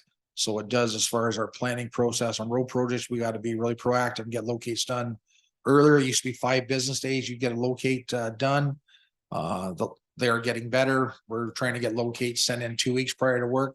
And again, I think this has been sent in 3 weeks, so they're still not done yet. So hopefully I'll have Susan follow up today and whether the locates are going to be done shortly, and we'll get down there. There's about a week's worth of work, or about 3 or 4 days down there. It doesn't take long. Like any of these projects, are just getting the public works staff there to to do it and stuff like that. So, and there's been communication with a few of the residents down there throughout the year too. A couple of them have called me asking, is it still happening and all that? And I've told them it was late in the year, October, November. We still had our list of our 2023 projects that are capital to get done first, but we get the legwork done on this one here late fall, early winter. Okay, so they're looking at probably in the next few weeks, the ditching, at least part of it can be done? Yep. Okay, thank you. I'm sorry, Deputy Mayor Stover. To your Mayor Local, to Brian, I'm happy to note that the training has been done for the cameras, the speed data equipment. When have they delivery come in for them? Yes, through you, Mayor Logo. Yes, Deputy Mayor Stover. The Black Cat, the new Black Cat, we've had it for probably about 2 months, but the training didn't get done till the week before last. Susan and I did training on it, so it'll be operational this week, out on the roads this week. We're still trying to locate the original Black Cat that needs a software upgrade because we have another Black Cat that the police used. So someone has it. We just haven't been able to get it yet. But we're trained on both of them. The flashing speed signs should be delivered by, if not this week, by next week. So those are the 2 signs that we bought that will put in areas where that residents have phoned in, complained about, or concerned about speeding and that, and different areas have signs up. We got 2 flashing speed signs are on trailers that our trucks can pull along and set these up and stuff, and they'll flash. They're just the flashing ones, where the Black Cat ones are the ones that record a lot of data. They require the types of vehicles that are going through, speeds. They print off a lot of different information reports, and all that stuff will be coming back to council when we have some. But I guess if council does, like I said, most of the list that we've got made right now for doing, going out and putting some of the Black Cats up has come from residents that are concerned about speeding in their area. But again, if councilors themselves have areas that they'd like to see, or if they've had calls from residents, please let me know. We'll add that to our list too as well. So. To your Mayor Local, to Brian, how many flashing ones have we got? We just have the one Black Cat, is that it? We had one Black Cat already in our system that the police used before. So So we have 2. now we've got 2, a new one coming in, and then we've got 2 flashing signs. So 2 Black Cats do totally different things. And the flashing speed signs are the ones you'll see. Sometimes you'll see them on a 4x4 post just flashing. You'll see them going here and there. We bought the ones that are just on trailers that we can move around and stuff and put them up. So they're good to put up in areas where you say have speed signs. If you got small hamlets that have 40, 50 or 60 kilometer signs, it's good to put those flashing ones up close to those speed signs so that people can see, here's the speed you should be doing, but here's what you are doing. Mayor Logo, just clarification there, Brian. So we have 2 Black Cats and 2 flashing things, pieces of equipment. And do you have one that's you're not able to locate? Well, the Black Cat. So the Black Cat, we have to get the original Black Cat, the township's owned for I don't know how many years, that the police services board purchased it years ago, that the police used to install. Again, the police officer that used to install this retired. We may know, Susan may know where it is right now. She was looking into that, but we don't have it in our office there yet. But we own that Black Cat, and it needs a software upgrade that we paid for. So we have 2 Black Cats, which they're set up on a pole and stuff like that. You can't even tell that they're there. No one can even know. Then we're gonna have 2 flash and speed signs that are on trailers that you'll definitely see them out, and there'll be areas that flash the speed of the traffic going by. Okay, thank you, Brian. So we got 4. 2 Black Cats and then altogether. flashing speed signs. Thank Yes. you. Yeah. If you need any help with, if you think the police have that one that you're missing, the Black Cat. Yeah. Let me know if you need some help, and I will talk to the inspector. Mike, you have a comment? No, good. I have a couple of ones, just kind of carrying on from with what Councillor Booth was talking about, and the presentation from Sue and climate change. And I've been thinking, that's really critical for ditches. That we continue to bring those ditches up to date. And I know we've got 375 kilometers of roads times 2 is 750 kilometers that we probably have to get over every 10, 20, or 30 years. I don't know what the answer to that is, but I would suggest that we start maybe tracking that and maybe you come up with a goal where you want to get to every year, I guess, and see if how we're doing it with that. The other question I have for you, I understand there was some damage to Centerton Park. Are you aware of that and how much damage was done? Yeah, we were through your Mayor Logo. Yeah, there was we were notified last week, I think it was, through an email. That's Mary Catherine. Anyways, someone went in with looked like a smaller car, but they went in and did some donuts and not, it would have been worse. If it was a big heavier truck and stuff like that, but there's minor damage, but it's unfortunate for sure. But it's not going to take a lot of stuff to fix it up, but the only way to get around that would be to, like I said, if we did put a gate up, especially maybe during the winter months, like now there's really shouldn't be in there from basically after Thanksgiving till maybe May kind of thing. Like there is green space in there to run around and stuff like that. And the old playground equipment that was not up to code it's been removed. The only people in there are people that probably shouldn't be in there for.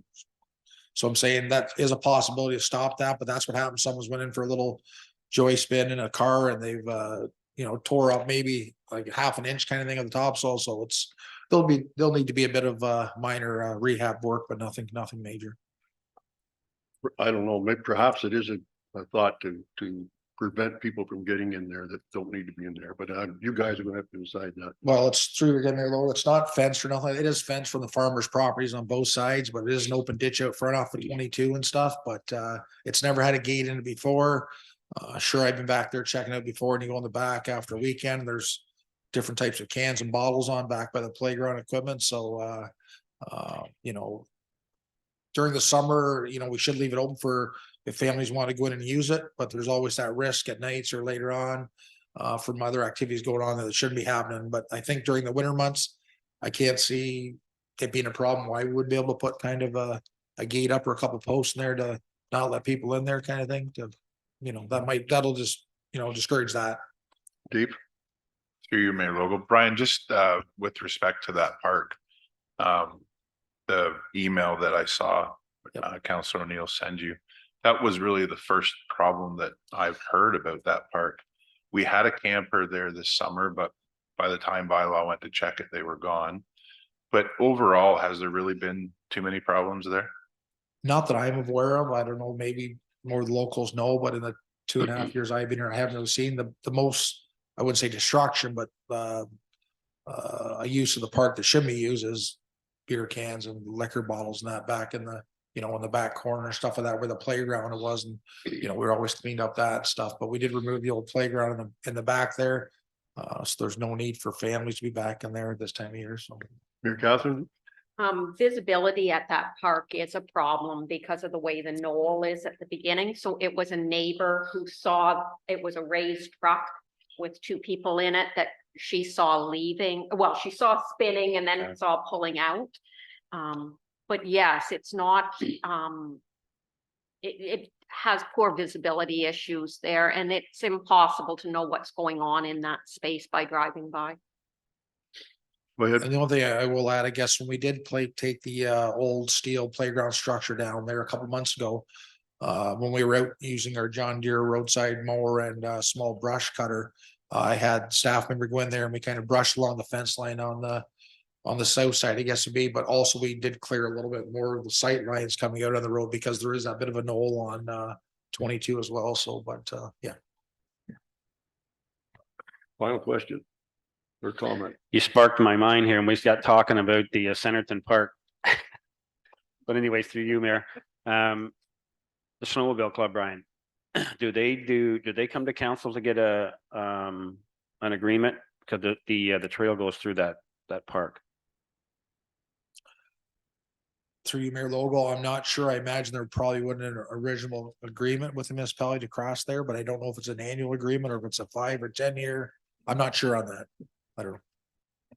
Through your Mayor, there should be a landowners agreement that is signed every year through the OFC, unless that process has changed since I was involved with it. And Further, I do believe that the MOU between the ATV club and the snowmobile club will be coming forward to for our review, for staff's Okay. review, and then ultimately back to council. I had three, John. One other thing is, back last year, Brian, at the end of the year, we talked about the snowmobile trails / plowing. So where the trails kind of come up along the side of the road, like we use Beagle Club Road, for instance. Can we sit down with the snowmobile club and kind of go over some things and try to work together, like being able to get the snowmobiles through the town down to the restaurant at Centerton? I know the county might have to be involved with that county road, but it seems to plow the snow back so far, you're running about 1.5 kilometers just in mud. And that's not the greatest things for the snowmobiles, even for the handling part of it too. So there's a bit of a safety issue there too. Yeah, if someone from Snowmobile Club wants to reach out to me, I'm fine with that. We do have some snowmobilers on our staff too that are in the trucks too. Again, the main focus from Public Works, I guess, is always to make sure the road's free and clear of snow and ice. Yeah. But we do take in consideration of the snowmobilers using the size of the shoulder road, that we don't leave a big bank after the trails have just been groomed as well. But the biggest thing is the thaw and freeze as well. We do have to get that snow and ice off the edge of the road so that the water can drain into the ditch. But the drivers, I believe, are pretty compassionate, or what the word is, I guess, but about the snowmobilers. So we'll do our best. But again, I'm glad to meet whoever or talk to anyone about, Okay. Prior to the season as well. So. Good. Yeah. Thanks. I'll read the resolution. Okay. Be it resolved that the Township of Alma Cullivan receive. Yes. Sorry, can I just add one more thing? Sorry, I don't. Okay, Brian. I just had one thing then, as for Deputy Mayor Stover, I guess she asked me to before, but I did try to list a little bit more of the ditching programs in this report. I did label some of the roads we were ditching. You'd asked that. And, Roman over there. So that's on this list as well, at Thomas Road. So we did have sent staff out to actually take some elevation shots of that ditch. So it can actually be, there's a maybe 1 to 2% slope that we can do. So that's going to be ditched. So I should have mentioned that off the start. My apologies. Thank you. Mayor Logal, may I? Would that be this year, Brian? Yeah. Oh, thank you. Yeah, it's in there. Thank you. Sorry. Okay, that's fine. Be resolved that the council of the Township of Alma Cullivan receive the Public Works Department update report from the Public Works Park and Recreational Manager dated November 14th, 2023 for information. Ruben the seconder. Moved by Deputy Mayor Stover, seconded by Councillor Booth. Further discussion? All in favor? Motion's carried. And next we have the report from the Parks and Recreation Cultural Update Report from Parks, Recreation and Cultural Coordinator. And I believe we'll have Jennifer Steen here this morning.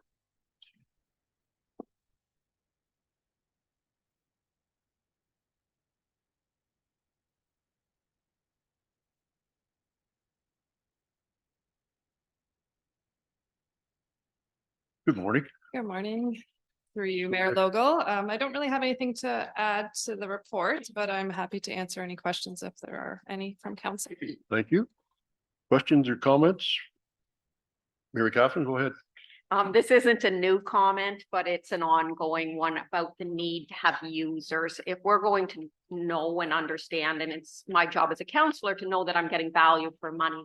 So there's a very big difference between a program running at a location where 2 people show up versus a program where 22 people show up. And operations costs is another factor. If 3 people show up at Vernonville, which is the lowest facility we have for operations, versus 3 people at the arena, that's a very different thing. So if I could request, and I know that you guys are doing your departmental review, but as to keep that in mind as you're doing the review. Through you, Mayor Logal. Yes, I just want to note that we do have the users there for the programs at the arena that are included in the report. Going forward, users can be added for the community centers. They'll just be approximate. That would be helpful. Go ahead, Mike. Through you, Mayor Logal. On your usage breakdown, Jen, the 69%, the October weekdays prime time hours booked. So have we got everybody that came back from last year, this year, like, all, like the minor hockey teams and the men's league and all that stuff? Yeah, through you, Mayor Logal. All of our users from previous years have returned for this year, and we have additional users as well this year. Okay, great. And can you tell me who they are? Through you, Mayor Logal, they're additional minor hockey from Northumberland County, so farther east, I'd say. Okay. A girls' league and then we just get, usually a lot of teams come to us for extra ice. So they're already out of another arena facility like Colburn minor hockey, and they're just extra teams looking for extra ice. Great, thanks. And correct me if I'm wrong, but I've been by the arena 2 or 3 times on Saturdays, and compared to last year, and even Sundays too, compared to last year, there's activity in the parking lot. Anyway, so I assume there's people in the building. Yes, through you, Mayor. Previously, I believe the township used to keep Saturdays free for tournaments. So never took any bookings on Saturdays for tournaments. Since this year, I guess would be the first year that we've started taking bookings for Saturdays and working around tournaments, because we don't have a tournament every single Saturday. So there will be an increase this year in usage, and therefore budget as well for rentals on Saturday. So we have 2 weekly Saturday morning rentals that we use, and then we accommodate any birthday parties as well we try to on Saturdays, and then work in tournaments. Some of the adult tournaments are happy to push back to the afternoon start. And then the users that have booked for Saturdays know that there may be an occasional time on a Saturday where they can't use the ice, and we fit them in elsewhere. So that's Great. been going well. Great, thank you. Mike, got another one? Yeah, through you, Mayor, one more question. I think it was the last meeting we talked about that little cafeteria that the canteen we wanted to put. Has there been any more thought gone into that? Through you, Mayor Logal. No, not since the last discussion that it didn't need to, I believe, and maybe somebody else could refresh my memory on where that, because it came to council, I believe, and then it was taken out, right? Sorry, maybe I can refer this to the clerk for, I'm not sure where that motion was landed.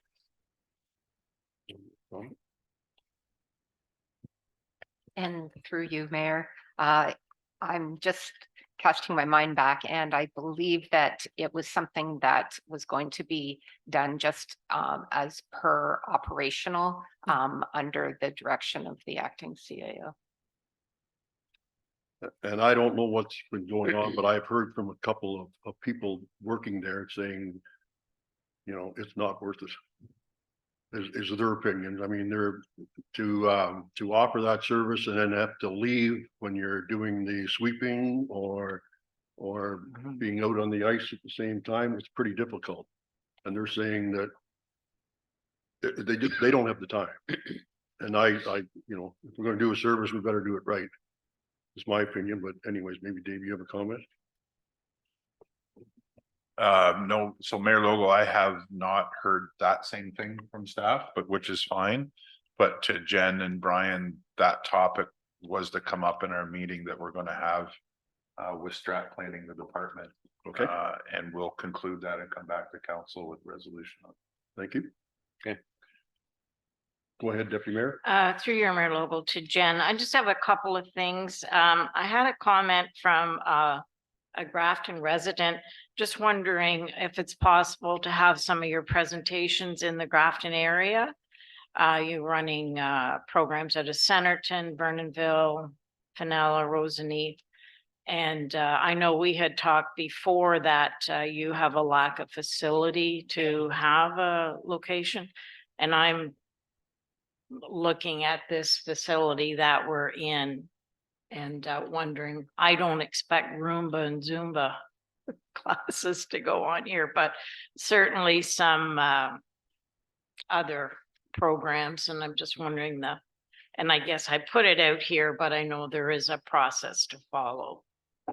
So I will leave it at that. The other thing is on page 95, you talk about the tables and chairs for vendors for the Grafton market in December. Just kind of curious why we're involved with that.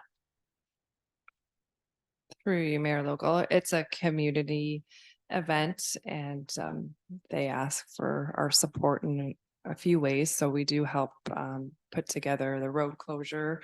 And I come forth with their special event application. And then we support the event. So we'll be having our Christmas skate that day. So it'll be an ugly sweater Christmas skate. So yeah, it's just a township event that this department supports. And it's a way for us to be involved as the recreation department as well.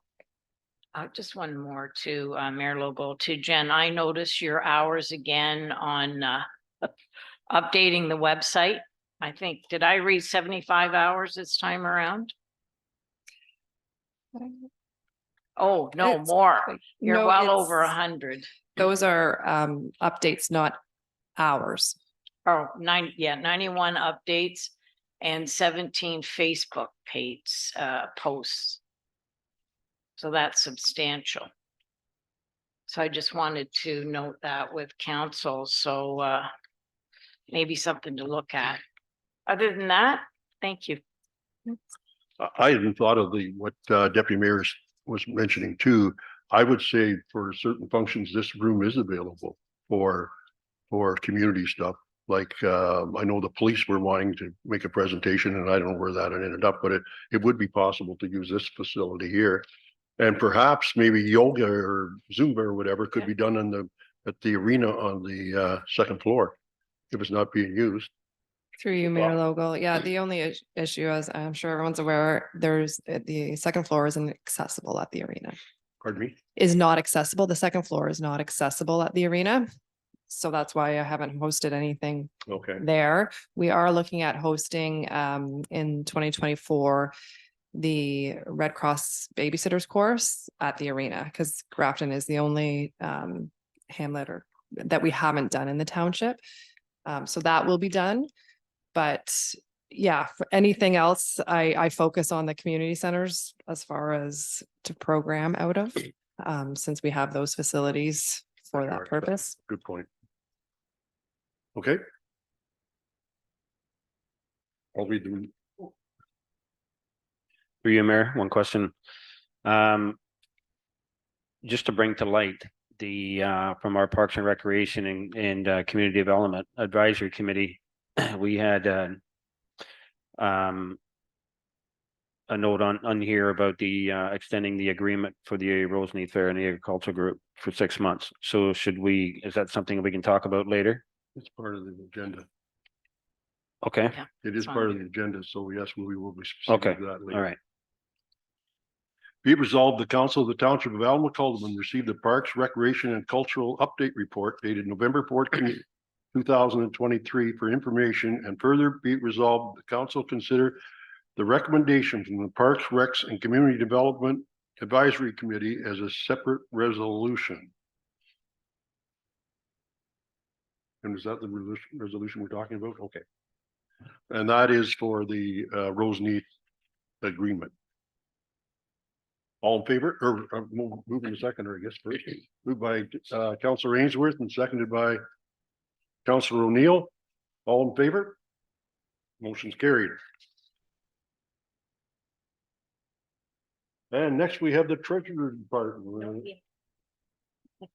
We have Parks and Recreation Cultural. Oh, that's, okay. We're going to get into that more specifically now. The Parks and Recreation and Cultural Update Report from Parks, Recreation and Culture Coordinator, and this is regarding the Roseneath Agricultural Society agreement, which expires on December 31st, 2023. So who's leading us to read the whole resolution? Okay, thank you. The resolution reads, the Parks and Recreation and Community Development Advisory Committee forwarded a resolution to council from their 24th, 2023 meeting and is contained in this report. Whereas the lease agreement between the Township of Alma Calderman and the Roseneath Agricultural Society expires on December 31st, 2023. And whereas the acting chief / fire chief should meet with the Roseneath Agricultural Society to discuss the lease agreement prior to expiring. And whereas the county council of the township of Allen Halderman consider the Parks, Recreation and Community Development Advisory Committee recommendation. And that is giving the significance of the relationship between the township and Roseneath Agricultural Society Fair Board. Be it resolved that the committee recommends that in the interest of time, the current lease agreement with the Roseneath Agricultural Society be extended for a minimum of 6 months or a time that is mutually agreed upon to facilitate those discussions. And whereas the township received correspondence from the society dated November 1st, 2023, and a new revised agreement drafted by the society. Therefore, it be resolved that the council discuss this matter in its November 14th closed session per section 239 of the Municipal Act 2021. Pretty clear? Mover and a seconder. Moved by Deputy Mayor Stover, seconded by Councillor Booth. All in favor? Motion's carried. Nice, Jonathan. Thank you. And the next one is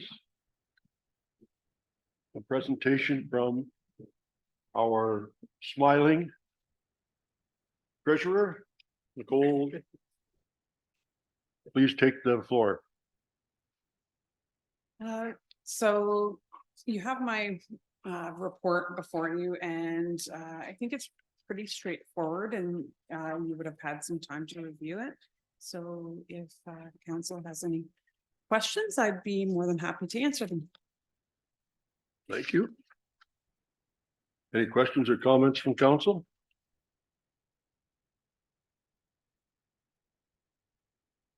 I guess I did have one question and Nicole's responding to that, and basically that was regarding the where the money, the $31,000 was going.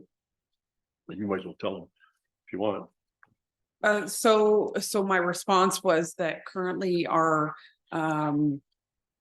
animal portion of our budget looks after the funds that go to the Northumberland Humane Society, which is a $31,000 contract as well. We also have administration costs for administering our livestock program. So, and am I going to get this right? The Ontario Wildlife Damage Compensation Program. So that program currently, we do have more costs than what we recover from the province. So the plan would be that with the reserve funds that are there, if we find any major influxes year to year in the budget, then we would bring it forward to use the funds in reserves. I did touch base with Hamilton Township when this was originally brought forward to find out whether there was any restrictions on what these funds were used for. They did advise us that they had contacted their legal counsel, and legal counsel had recommended that it be put aside in a reserve for animal services due to the fact that there were a number of donations made over the years, and therefore that would be the intent in that the use of that money. Thank you, Nicole. Any further questions? Whereas the resolution reads, whereas the council of the township of Allen review the municipal animal service reserve report prepared for the treasurer dated November 14th, 2023. Be it resolved, the council of the Allen Township direct staff to transfer the $56,688.51 municipal animal services reserve to the township's reserve to be used for future animal service needs. I am mover and a seconder, please. Moved by Deputy Mayor Stover and seconded by Councillor Ainsworth. Any discussion? All in favor? Motion's carried. Thank you, Nicole. Next, we have 13A, and it's the Ontario Police Provincial Police Contract Renewal for Policing Services Report from Acting CAO and Clerk Dave and Nancy. Does anybody have any questions, or can I read the resolution and then we'll get at it? Whereas the Council of the Township of Alma-Calderman reviewed the presentation options and billing information provided by OPP staff at the October 24th, 2023 council meeting. Whereas council reviewed the Ontario Provincial Police Contract Renewal for Police Services report and attachments dated November 14th, 2023. And whereas the township current OPP contract expires on December 31st, 2023. And whereas council reviewed the bylaw to create a new agreement with the Ontario Provincial Police attached with the bylaw section of the November 14th council meeting agenda. Be it resolved, the council approve and enact a bylaw to enter into an agreement for the provisions of police services between the Solicitor General and the Corporation of the Township of Alma-Calderman, and further that council directs staff to undertake the necessary action to finalize the agreement, which takes into effect, which is effective January 1st, 2024. Mover and seconder. Moved by Councillor Booth, seconded by Councillor Ainsworth. Any discussion? Go ahead, Councillor Booth. Through you, your worship, to either Nancy or Dave. So if I'm reading this properly, then we've taken the option to review. So we're doing an S10 contract and we're doing it for 3 years. Is that right? For you, Mayor, yes, that's correct, Councillor Booth. Okay, good. Thank you. I was just, I know we talked about it, that it was a good idea to run it through to the end of this council so that when it expires, unless the act changes, then it'll be the next council then that'll be looking at it after. Thank you. Mike, go ahead. Through you, Mayor. Just a question, I guess, as much as a thought. When we're doing these calculations, I think it's like $164 a resident. Have the OPP ever broke that down a little more? So for instance, let's say one of our townships has 2,000 calls and Alma-Calderman has 200. And we're all paying the same rate. Has it ever been broken down maybe a little further like that so that we're not paying for somebody else's overages kind of thing? I can answer that. There are two methods of billing from the OPP. The one that is a general one that's charged to every household that is covered by OPP across the province. And I think it's around $250. I don't know that for sure, but I could get it for you. There's another portion that states that for special services, and that's when they get calls. Okay, you call in because of, you know, their neighbors making noise or whatever. There's a separate charge for that, and I believe it's $125, although I'm not 100% sure again at that. That is charged per portion to each municipality. Alma-Calderman has the lowest, and that's based on incidents. And Alma-Calderman has the lowest charge of any municipality in Northumberland County for that. And that's because we have less incidents than others. And I can get you the figures too, it's just, I don't have them right here in front of me. But it's there. Okay, Okay, thanks. further, go ahead. Mayor Logal, through you, just on page 114, they've got our total properties at 3,655. Would that be on the last census? Is that where they're getting that number from? I don't know. Interesting. They're getting it from either the township or they're probably getting it from the township Oh, somewhere or another. okay. Thank you. Maybe Nicole will be able to answer that. They're getting it from someplace. I hope so. Okay, did we get mover and seconder for that? Yes. Further discussion? All in favor? Carried. Thank you. Next we have capital project update report from the acting CAO. Dave, go ahead. You ready? Okay.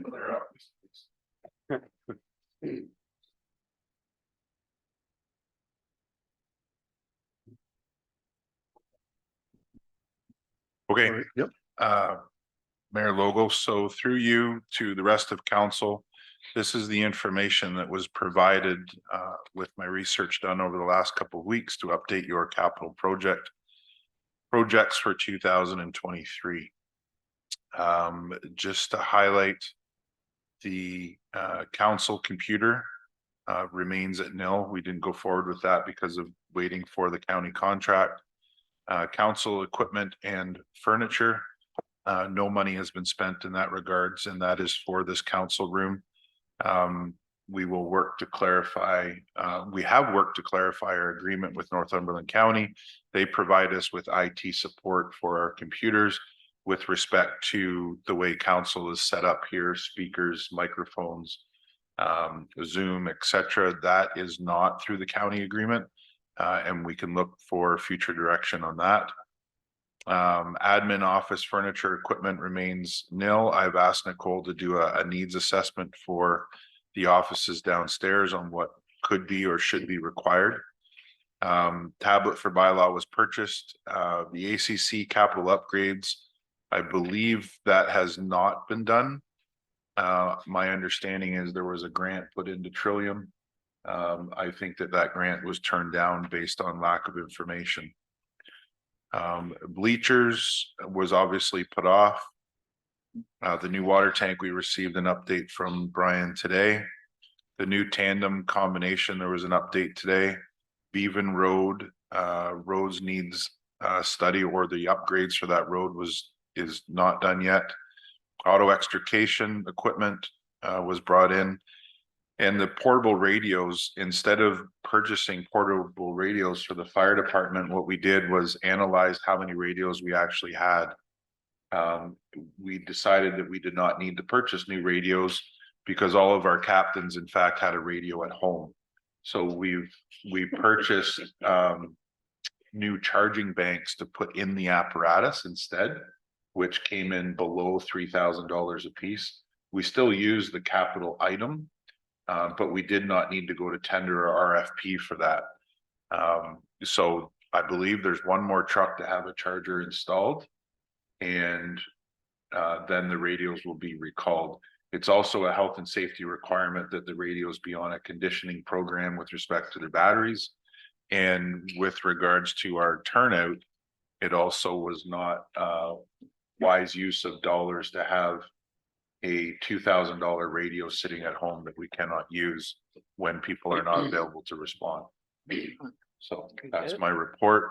And the last item, building upgrade station 1, remains there, and we settled on that before. So I also provided total budgeted dollars and total spent to date, just so that you had an overall perspective. Thank you, Dave. You're Catherine. I just want to note that there were capital upgrades done at the ACC. Their entrance was done at the same time as the arena, and I don't see the arena upgrade there, but you are correct. That was through grant money. And I believe it was money we received the year before that was being spent this year. Mike? Through you, Mayor. The charges for the trucks, Dave, just so I have it clear, is it 3,000 for all of them or 3,000 for each one? It's I believe the charger banks were about $1,700-1,800 each. And then we outfitted 6 vehicles with them. Okay.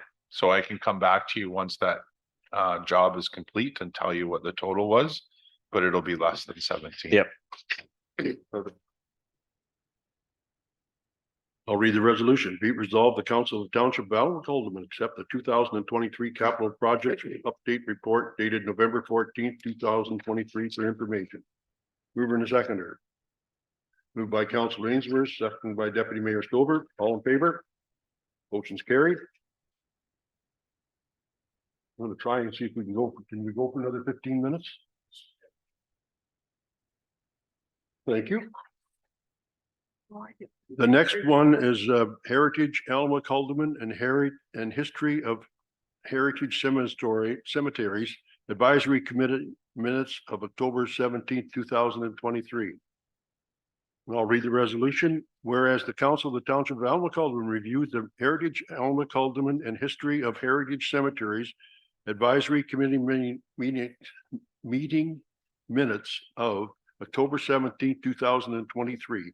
And whereas the treasurer has consulted with the chair of the Heritage Committee and received a quotation regarding a request to purchase 100 additional copies of Building a Township publication, and whereas the treasurer has advised the chair that $520 has been spent out of the 1,000 budget line item, and that this line item will be over budgeted by approximately $650, with the understanding that an additional $1,400 has been collected in books sales in the third quarter reporting period. Be it resolved, the council approved the purchase of 100 reprinted copies of the publication Building a Township in the amount of $1,149. Mover and a seconder. Moved by Councillor Councillor O'Neill, and seconded by Deputy Mayor Stover. Any questions, comments? Go ahead, Councillor O'Neill. If we're looking at these minutes, it says that on October 27th, there were 29 books left. We're down to 5 books left. And at the venue sales, we've had one of the venues reach out looking for more books. So they really need these books to meet the Christmas demand. And we're going to get them before December 2nd, you think? They're very, very hopeful. They have been in contact. I think they want someone to call them like as soon as we pass this and say, All in confirm that favor? order. All in favor? Motion's carried. Mayor Lobo, Yes. sorry, just one more. You did that really quick. I had another name in here. The HOG committee is looking for information on the, what do we call this? What do we call it? The curtain. Sorry, I had drew a blank. The other name, I can provide another name for you as well, Councillor O'Neill, after recess time for that. Thank you. Okay, thank you. Okay, moving right along, we have Recreation, Culture, and Community Development Advisory Committee meeting minutes of September 23rd, 2023, and the Ganaraska Regional Conservation Authority Board Directors Meeting of October 19th, 2023. And the resolution reads, be it resolved, the Council of the Township of Alma Calderman received the Recreation, Culture, and Community Development Advisory Committee meeting minutes of September 25th, 2023, and the Ganaraska Regional Conservation Authority Board of Directors meeting minutes of October 19th, 2023. For information, mover and a seconder, moved by Deputy Mayor Stover and seconded by Councillor Ainsworth. Any questions or discussions? All in favor? Motion's carried.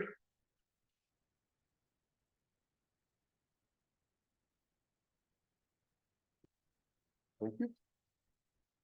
Next, we have item 15.1, correspondence from the Northumberland County regarding updates of October 3rd to November 10th, 2023. Be it resolved, the Council of the Township of Alma Calderman received the updates from Northumberland County dated October 30th to November 10th, 2023 for information. Mover and a seconder. Moved by Deputy Mayor Stover and seconded by Councillor Booth. Any discussion? All in favor? I think those are being put on the website every week, aren't they? Or when does they come out? Yeah. I think that's great. Because we don't have the paper anymore, so I think as much as you can do with that, all the better. Next one is from the town of Cobourg, resolution modernizing the vehicle for hire standards in the town of Cobourg. Be it resolved, the Council of the Township of Alma Calderman received the modernization vehicle for hire standards resolution from the town of Cobourg for information and future consideration. Mover and a seconder. Moved by Councillor Booth, seconded by Councillor O'Neill. Any discussion? All in favor? Motion's carried. And next we have a resolution regarding the Blue Bird's Eye View Game Farm. Be it resolved, the council of the township of Allen McCullum received the correspondence regarding Bird's Eye View Game Farm from Janice RT for information. Mover and seconder, moved by Councillor Booth, seconded by Councillor Ainsworth. Any discussion? All in favor? Motion's carried. And next we have a resolution to support for various municipalities. Whereas council has previously considered similar requests for support of resolutions from various municipalities. Be it resolved, the following resolution be received for information. Support for Bill 21, City of Cambridge, the Intermunicipal Ad Hoc Committee on Housing and Homelessness from the Township of Crammy, the Intermunicipal Ad Hoc Committee on Housing and Homelessness from the Town of Cobourg, as well as oppositions to strong mayor's power in Aurora, the Township of Terrace Bay. And finally, school bus stop arm cameras, the Township of Northumberland, Dundas, the Municipality of St. Charles, the Municipality of Grey Highlands, and the Municipality of South Dundas. Could I get a mover and a seconder? Moved by Deputy Mayor Stover, seconded by Councillor Booth. Any discussion? Go ahead, Councillor O'Neill. I have three things, if that's okay. The first is just an observation or a comment. It would be nice if there was a central location where we could see what items we've supported in the past, because these things come before us. We do ask our clerk to send letters of support, and it would be nice if there was an easy place to look back and see what we've looked at. So we've got our clerk nodding, so we'll just, I think that's great. Crammy appointed an alternate for the housing committee, and I think it's something we might want to consider. It does look like it's going to be a worthwhile initiative. And well, it ties back to my first one. Have we already had something where stating that we're in opposition to the strong mayors before, or have we just received for information in the past? Sorry. And we Go can ahead. just leave that and bring it back at another meeting, but Through you, Mayor, I'm just trying to recall that, Councillor O'Neill. I believe council received it for information. I don't believe there was an actual resolution to state they were for or against it. okay. Okay, thank you. I think probably Mary Catherine is our advisory person on the ad hoc committee. And if you're willing to suggest an alternate, Mary Catherine, then we'd consider that. I mean, I haven't spoken to her, but because she's on planning, I think our deputy mayor might be a good alternate person, but it could be any of you, because, you know, whoever's got some passion for it is the person we want. Would you consider that? Mayor Lowell, I will have a little bit of a limitation coming up in the early new year. So I don't know if that would hinder or not. But if it wouldn't hinder it, I will certainly come on board. Okay, do you think it's going to hinder? No, I don't foresee me missing any of the meetings, but Okay. just in case, it also allows me to have someone to bounce ideas. This Sure. came up at the meeting. What do you think? That Yeah. would be, and that's your connection to planning makes me think you might We be. have a- On the other hand, I mean, you're sitting beside Mr. Connection to Building, so I mean, you could arm wrestle over there and see which one wants to do. I'm fine as a sounding board. Okay, Thank you. so I've got a mover. I'm not sure if you can second it. Somebody else should really second it, but seconded by Mike, that Deputy Mayor Stover be the alternate. All in favor? Motion's carried. And the other one that you mentioned too was The strong mayors. strong mayor. I think Mayor, I think Nancy's right that we never did give an opinion on it. We received for information. So are you okay receiving for information, or do you want to make a motion that we support or don't support or whatever? Mike, go ahead. Through you, Mayor, I think part of the conversation was that it really wouldn't affect us That's true. because of our number, That's true. right? Yep. Okay. Mary Catherine? Despite the fact that it, at this point anyway, isn't directly affecting us, I think it's important because it does tie into what's the very essence of democracy. And if we're going to have a council where people say, you know, people put themselves out on the line to run for council and then be told, well, it doesn't really matter because one person gets to make the decisions.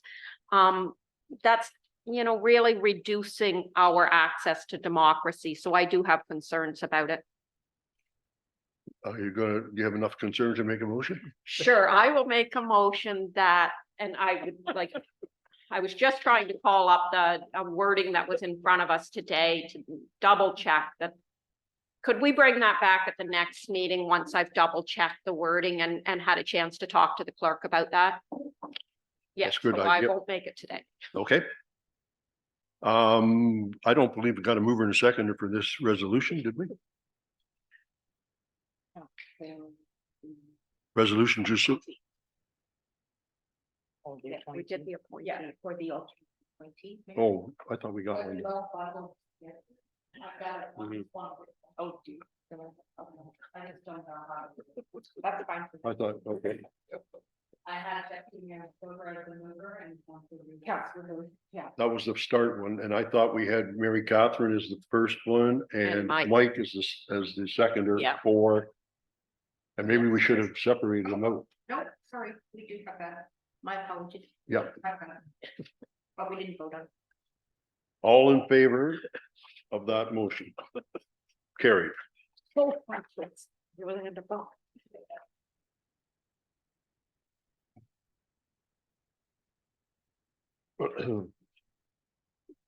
The next one is regarding the Association of Municipalities of Ontario, AMO watch files from October 19th, October 26th, and November 2nd.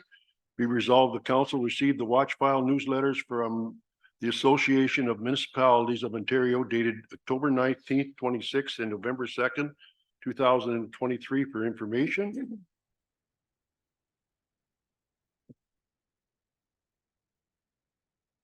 And there's one there that I just wanted to make a comment on it. It's on page 202, whichever that was, and there is a course that's coming through the municipal wire for CAO training. And I would suggest that council approve the CAO attending that. I believe it's 5 or 6 1-hour sessions just to understand a little bit more about what's involved in CAO training. Did you see that? So I would suggest that that be added. Yeah, I see it. You okay with that? Okay. Mhm. Did I read the rest? Oh, yeah. Good idea. All in favor of that addition? Motion's carried. So it is, You can have a mover. oh, we need a mover and a seconder? Pardon me. Mover and seconder for the watch files. Moved by Deputy Mayor Stover, seconded by Councillor Ainsworth. And with the addition of the CEO to take that training, all in favor? Motion's carried.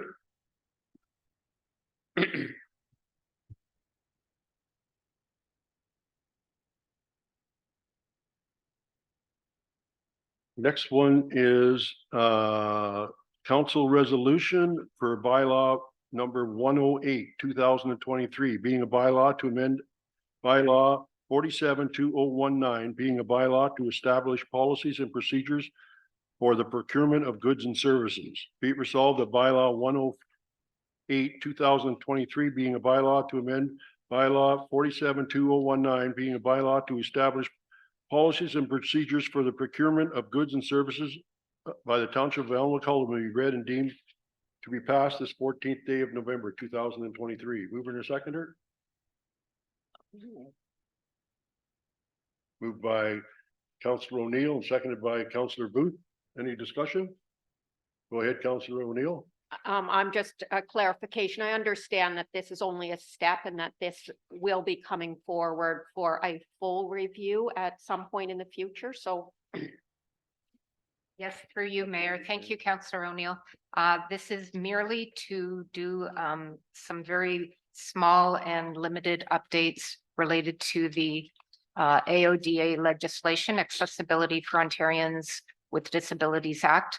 That is a topic that we're going to be discussing in our closed session today further, but this was something that came late, so we don't have a report prepared per se with this bylaw, but it was important that we get the bylaw changed today.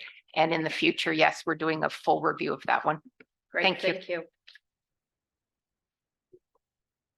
All in favor? Carried.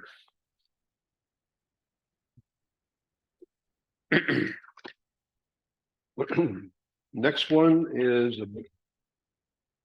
a bylaw to authorize an agreement for the provisions of police services with the OPP. Be it resolved that bylaw number 109-2023 being a bylaw to authorize an agreement for the provision of police services with the OPP to be read and deemed to be passed this 14th day of November 2023. Mover and seconder. Moved by Councillor Booth, seconded by Deputy Mayor Stolberg. Further discussions? All in favor? Carried. Sorry, Mayor Lobo. Yes. I've just got thinking about Councillor Booth's earlier comment about it being 3 years. It would actually be quite a unfortunate if it came exactly 3 years, because your new council would have been elected but not sworn in. So it'd be an awkward time if it came at exactly 3 years. That renewal of the OPP contract. I think it's a renewal. It starts at the first of the year. Okay, It's a January one. okay, thank you. Okay. Next one is a bylaw to authorize. We've got that. All in favor? Carried.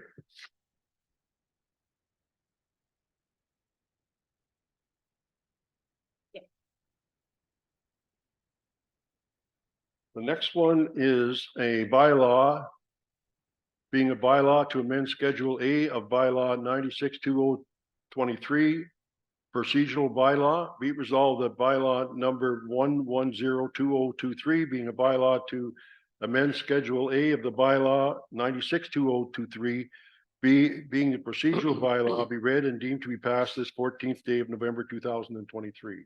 Mover and seconder. Moved by Councillor Ainsworth, seconded by Councillor O'Neill. Further discussion? Councillor Ainsworth, sorry. Through you, Mayor Lowell, I would like us to have a little bit of a review on Article 11, where it comes to delegations. And the concern is for the CAO and the clerk to be able to say no to someone as a delegation.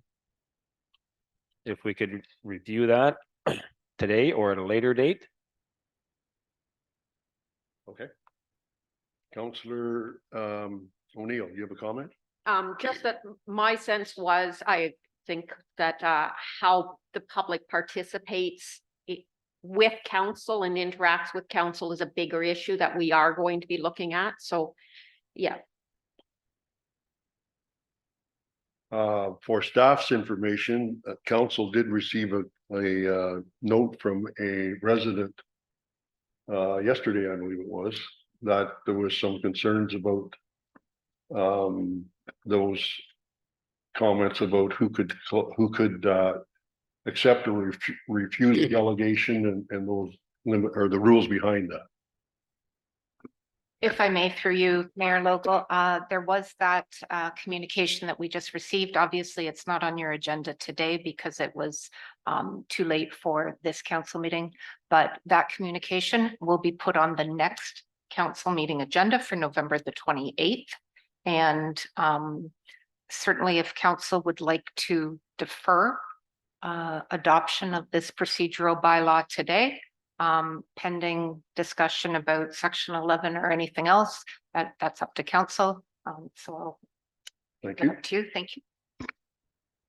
Go ahead, Mike. Through you, Mayor, so I'd like to make that motion that we defer it until after we have a conversation about Article 11. Okay. Can I get a seconder for that motion? Moved, seconded by Deputy Mayor Stover. All in favor? Motion's carried.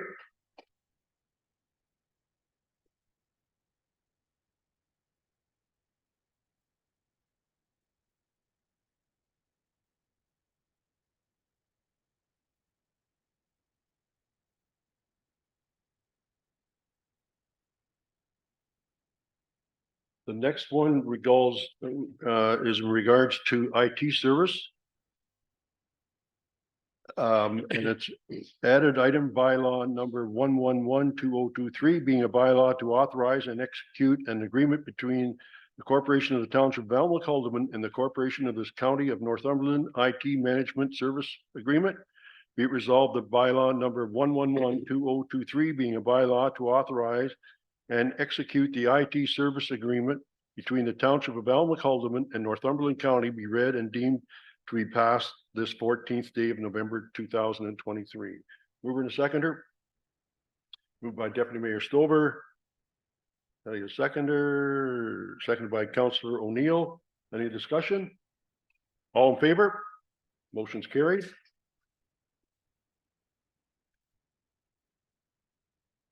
And I think we'll take it, unless we've got real quick, we can get through our notices. Okay, let's do our notices. I'm gonna pass for the moment till I find if I've got any. Deputy Mayor Stover. You put me on.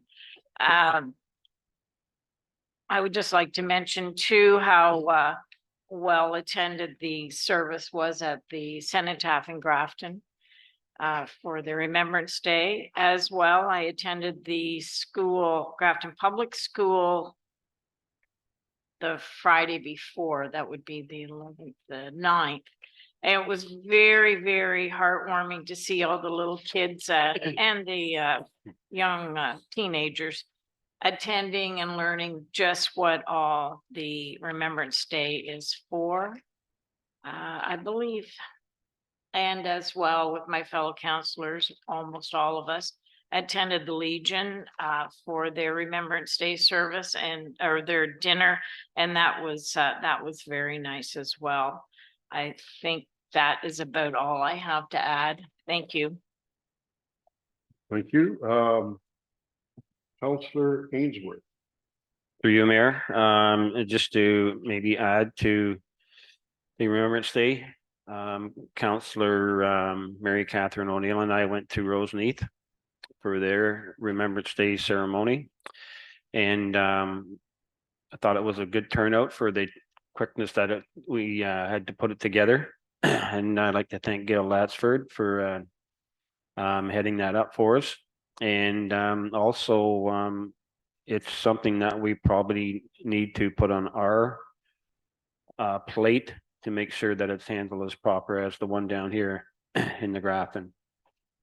So that we can have a proper set of rules or a proper set of agendas for it, and have time to get proper speakers and people carrying the wreaths. So it went off good. It was great, cold, but I think it lacks organization. It's something that we as council should maybe pick up on and fix that up. Just so you're aware that council really doesn't have nothing to do with that, including staff. And it's put on by the Legion who does all of that organizing. But I have a point well taken. If we can be of help, I think we should try to do that. Anything else? No. Councillor Booth. Nothing at this time. Thank you. Councillor Mary Catherine. Just following up on Councillor Ainsworth, I want to give credit out to Donna Bevan and Ian Hartford, who are members of the community, who are actually the leads on that, and Gail was assisting them with that and acted as the MC that day. It was, as you said, a very good turnout, and that would be it on that one. Just an update on a couple of other meetings I've been attending. So the physician recruitment, they have an interesting mandate. It's just a one-year mandate for their chair. So at our next meeting on November 22nd, we will be electing a new chair and reviewing the mandate of the committee. And I sent an interesting article provided by Linda Kay on to the rest of you that does outline what a physician recruitment looks like, and ours is very similar to the one that I forwarded to you. So, and also we had the first meeting for the housing task force or housing working group. It was a very interesting meeting. We had members from 5 councils and Jennifer Moore from the county there. And it looks like it's going to be quite a worthwhile. And as we, the discussion went back and forth, we were really getting a much better sense of where the pieces fit together between the 2 tiers. And not so much our municipality, but some of the others are feeling or are experiencing that things are coming to their council that rightly should be going on to the county in terms of social service issues, and vice versa, that the county's like, okay, this is where your land use power is, and you need to use that effectively to support us. So it was a very productive meeting. So I think this is going to be a worthwhile committee. Good. Just 2 quick things, just kind of continuing on.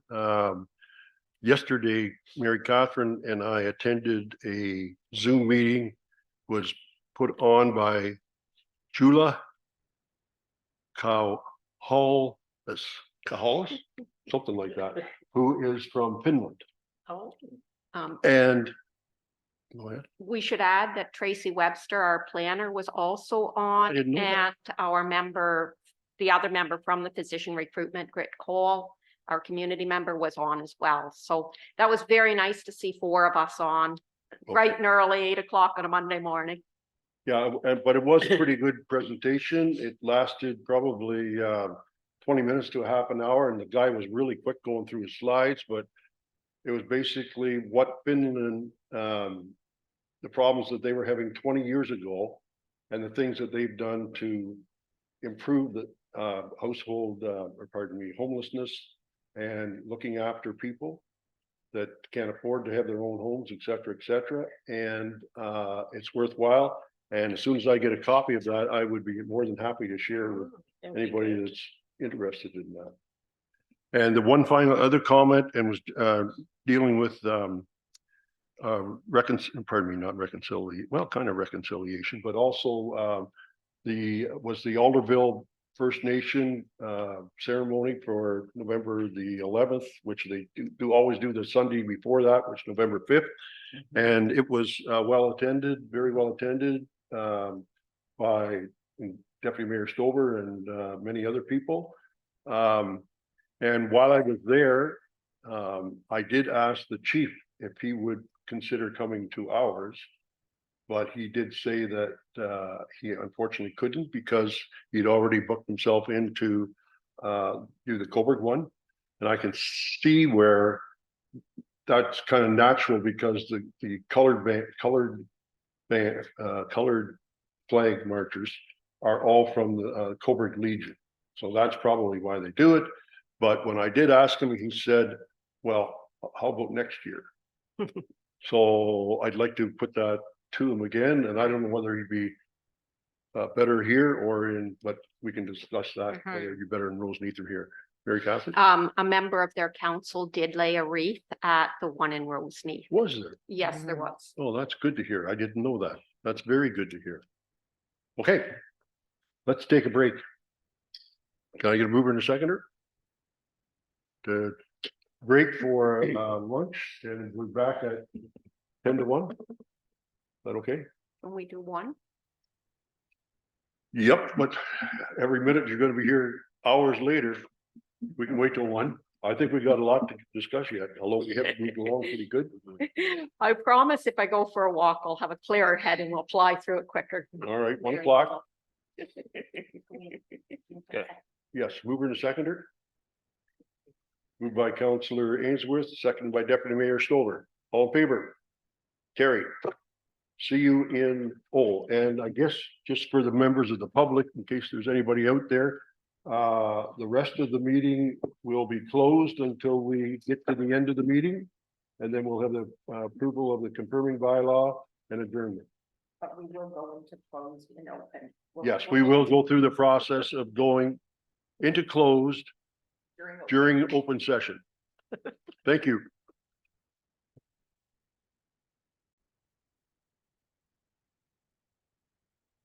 Okay, we're back from lunch and we'll start off by mover and a seconder to go come back from recess. Okay. Moved by Mary Catherine, seconded by Deputy Mayor Stover. All in favor? Carried. And the next one we have.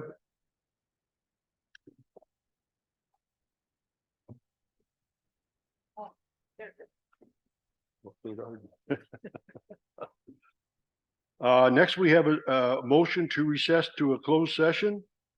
I'll read the resolution that the Council of the Township of Alma-Calderman recess to a closed session under section 239 of the Municipal Act 2001 to consider 9 items as follows. Section 232B, personal matters about an identifiable individual, including municipal or local board employees. And we're going to discuss the Township of Alma-Calderman salary pay grid. Section number 2, section 239 2D, labor relations, Township of Alma-Calderman staff benefits. Section 232K, a position, plan, procedure, criteria, or instruction to be applied to any negotiations carried on or to be carried on by or on behalf of the municipality or local board. And that'll be the township and the corporation, Crown Corporation infrastructure matter. Section 29 2K, a position, plan, procedure, criteria, or instructions to be applied to any negotiations carried on or to be carried on by or on behalf of the municipality of a local board. And this is a ministerial proposed order.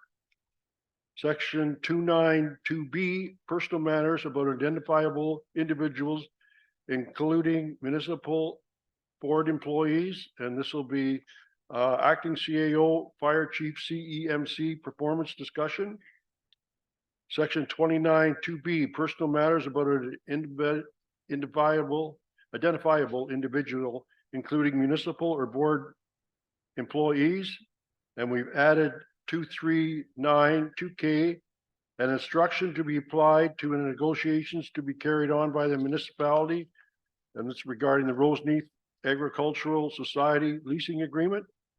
Section 292B, personal matters about identifiable individual, including municipal employees. And this is council staff relations. And section 2392E, litigation or potential litigation, including matters before administrative tribunals affecting the municipality or local board. And the library board litigation.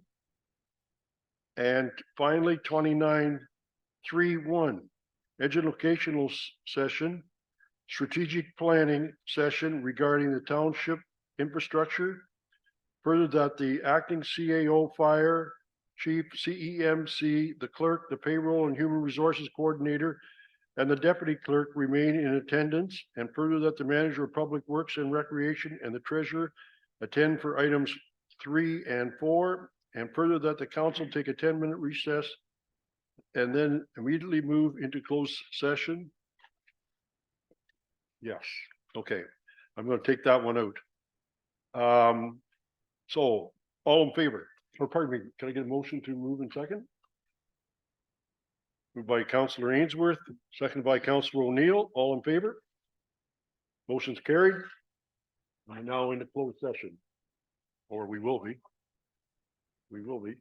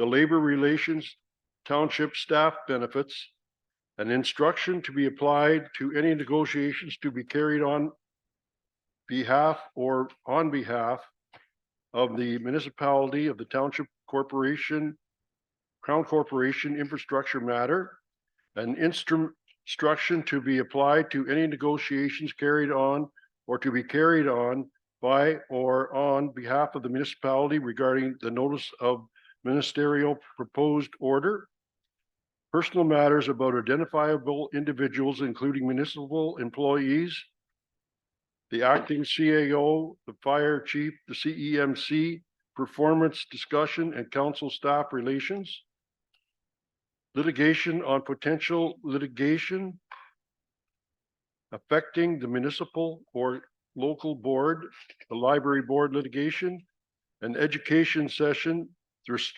strategic planning session, township infrastructure, and that be held? Or do we have to say that? Okay. Are hereby referred to this open session of council for adoption. Can I get a mover and a seconder? Moved by Councillor Booth, second by Councillor O'Neill. Further discussion? All in favor? Motion's carried.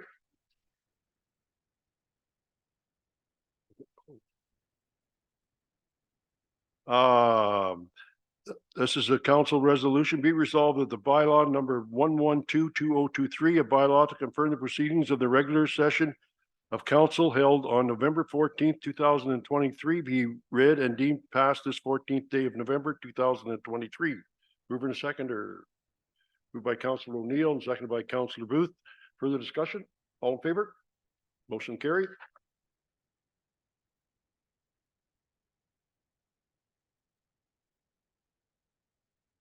Be resolved that the regular session of the council of Tuesday, November 14th, 2023 be adjourned at 5:01 PM. Mover and seconder. Moved by Councillor O'Neill, seconded by Councillor Ainsworth. All in favor? Motion's carried. Thank you, everyone.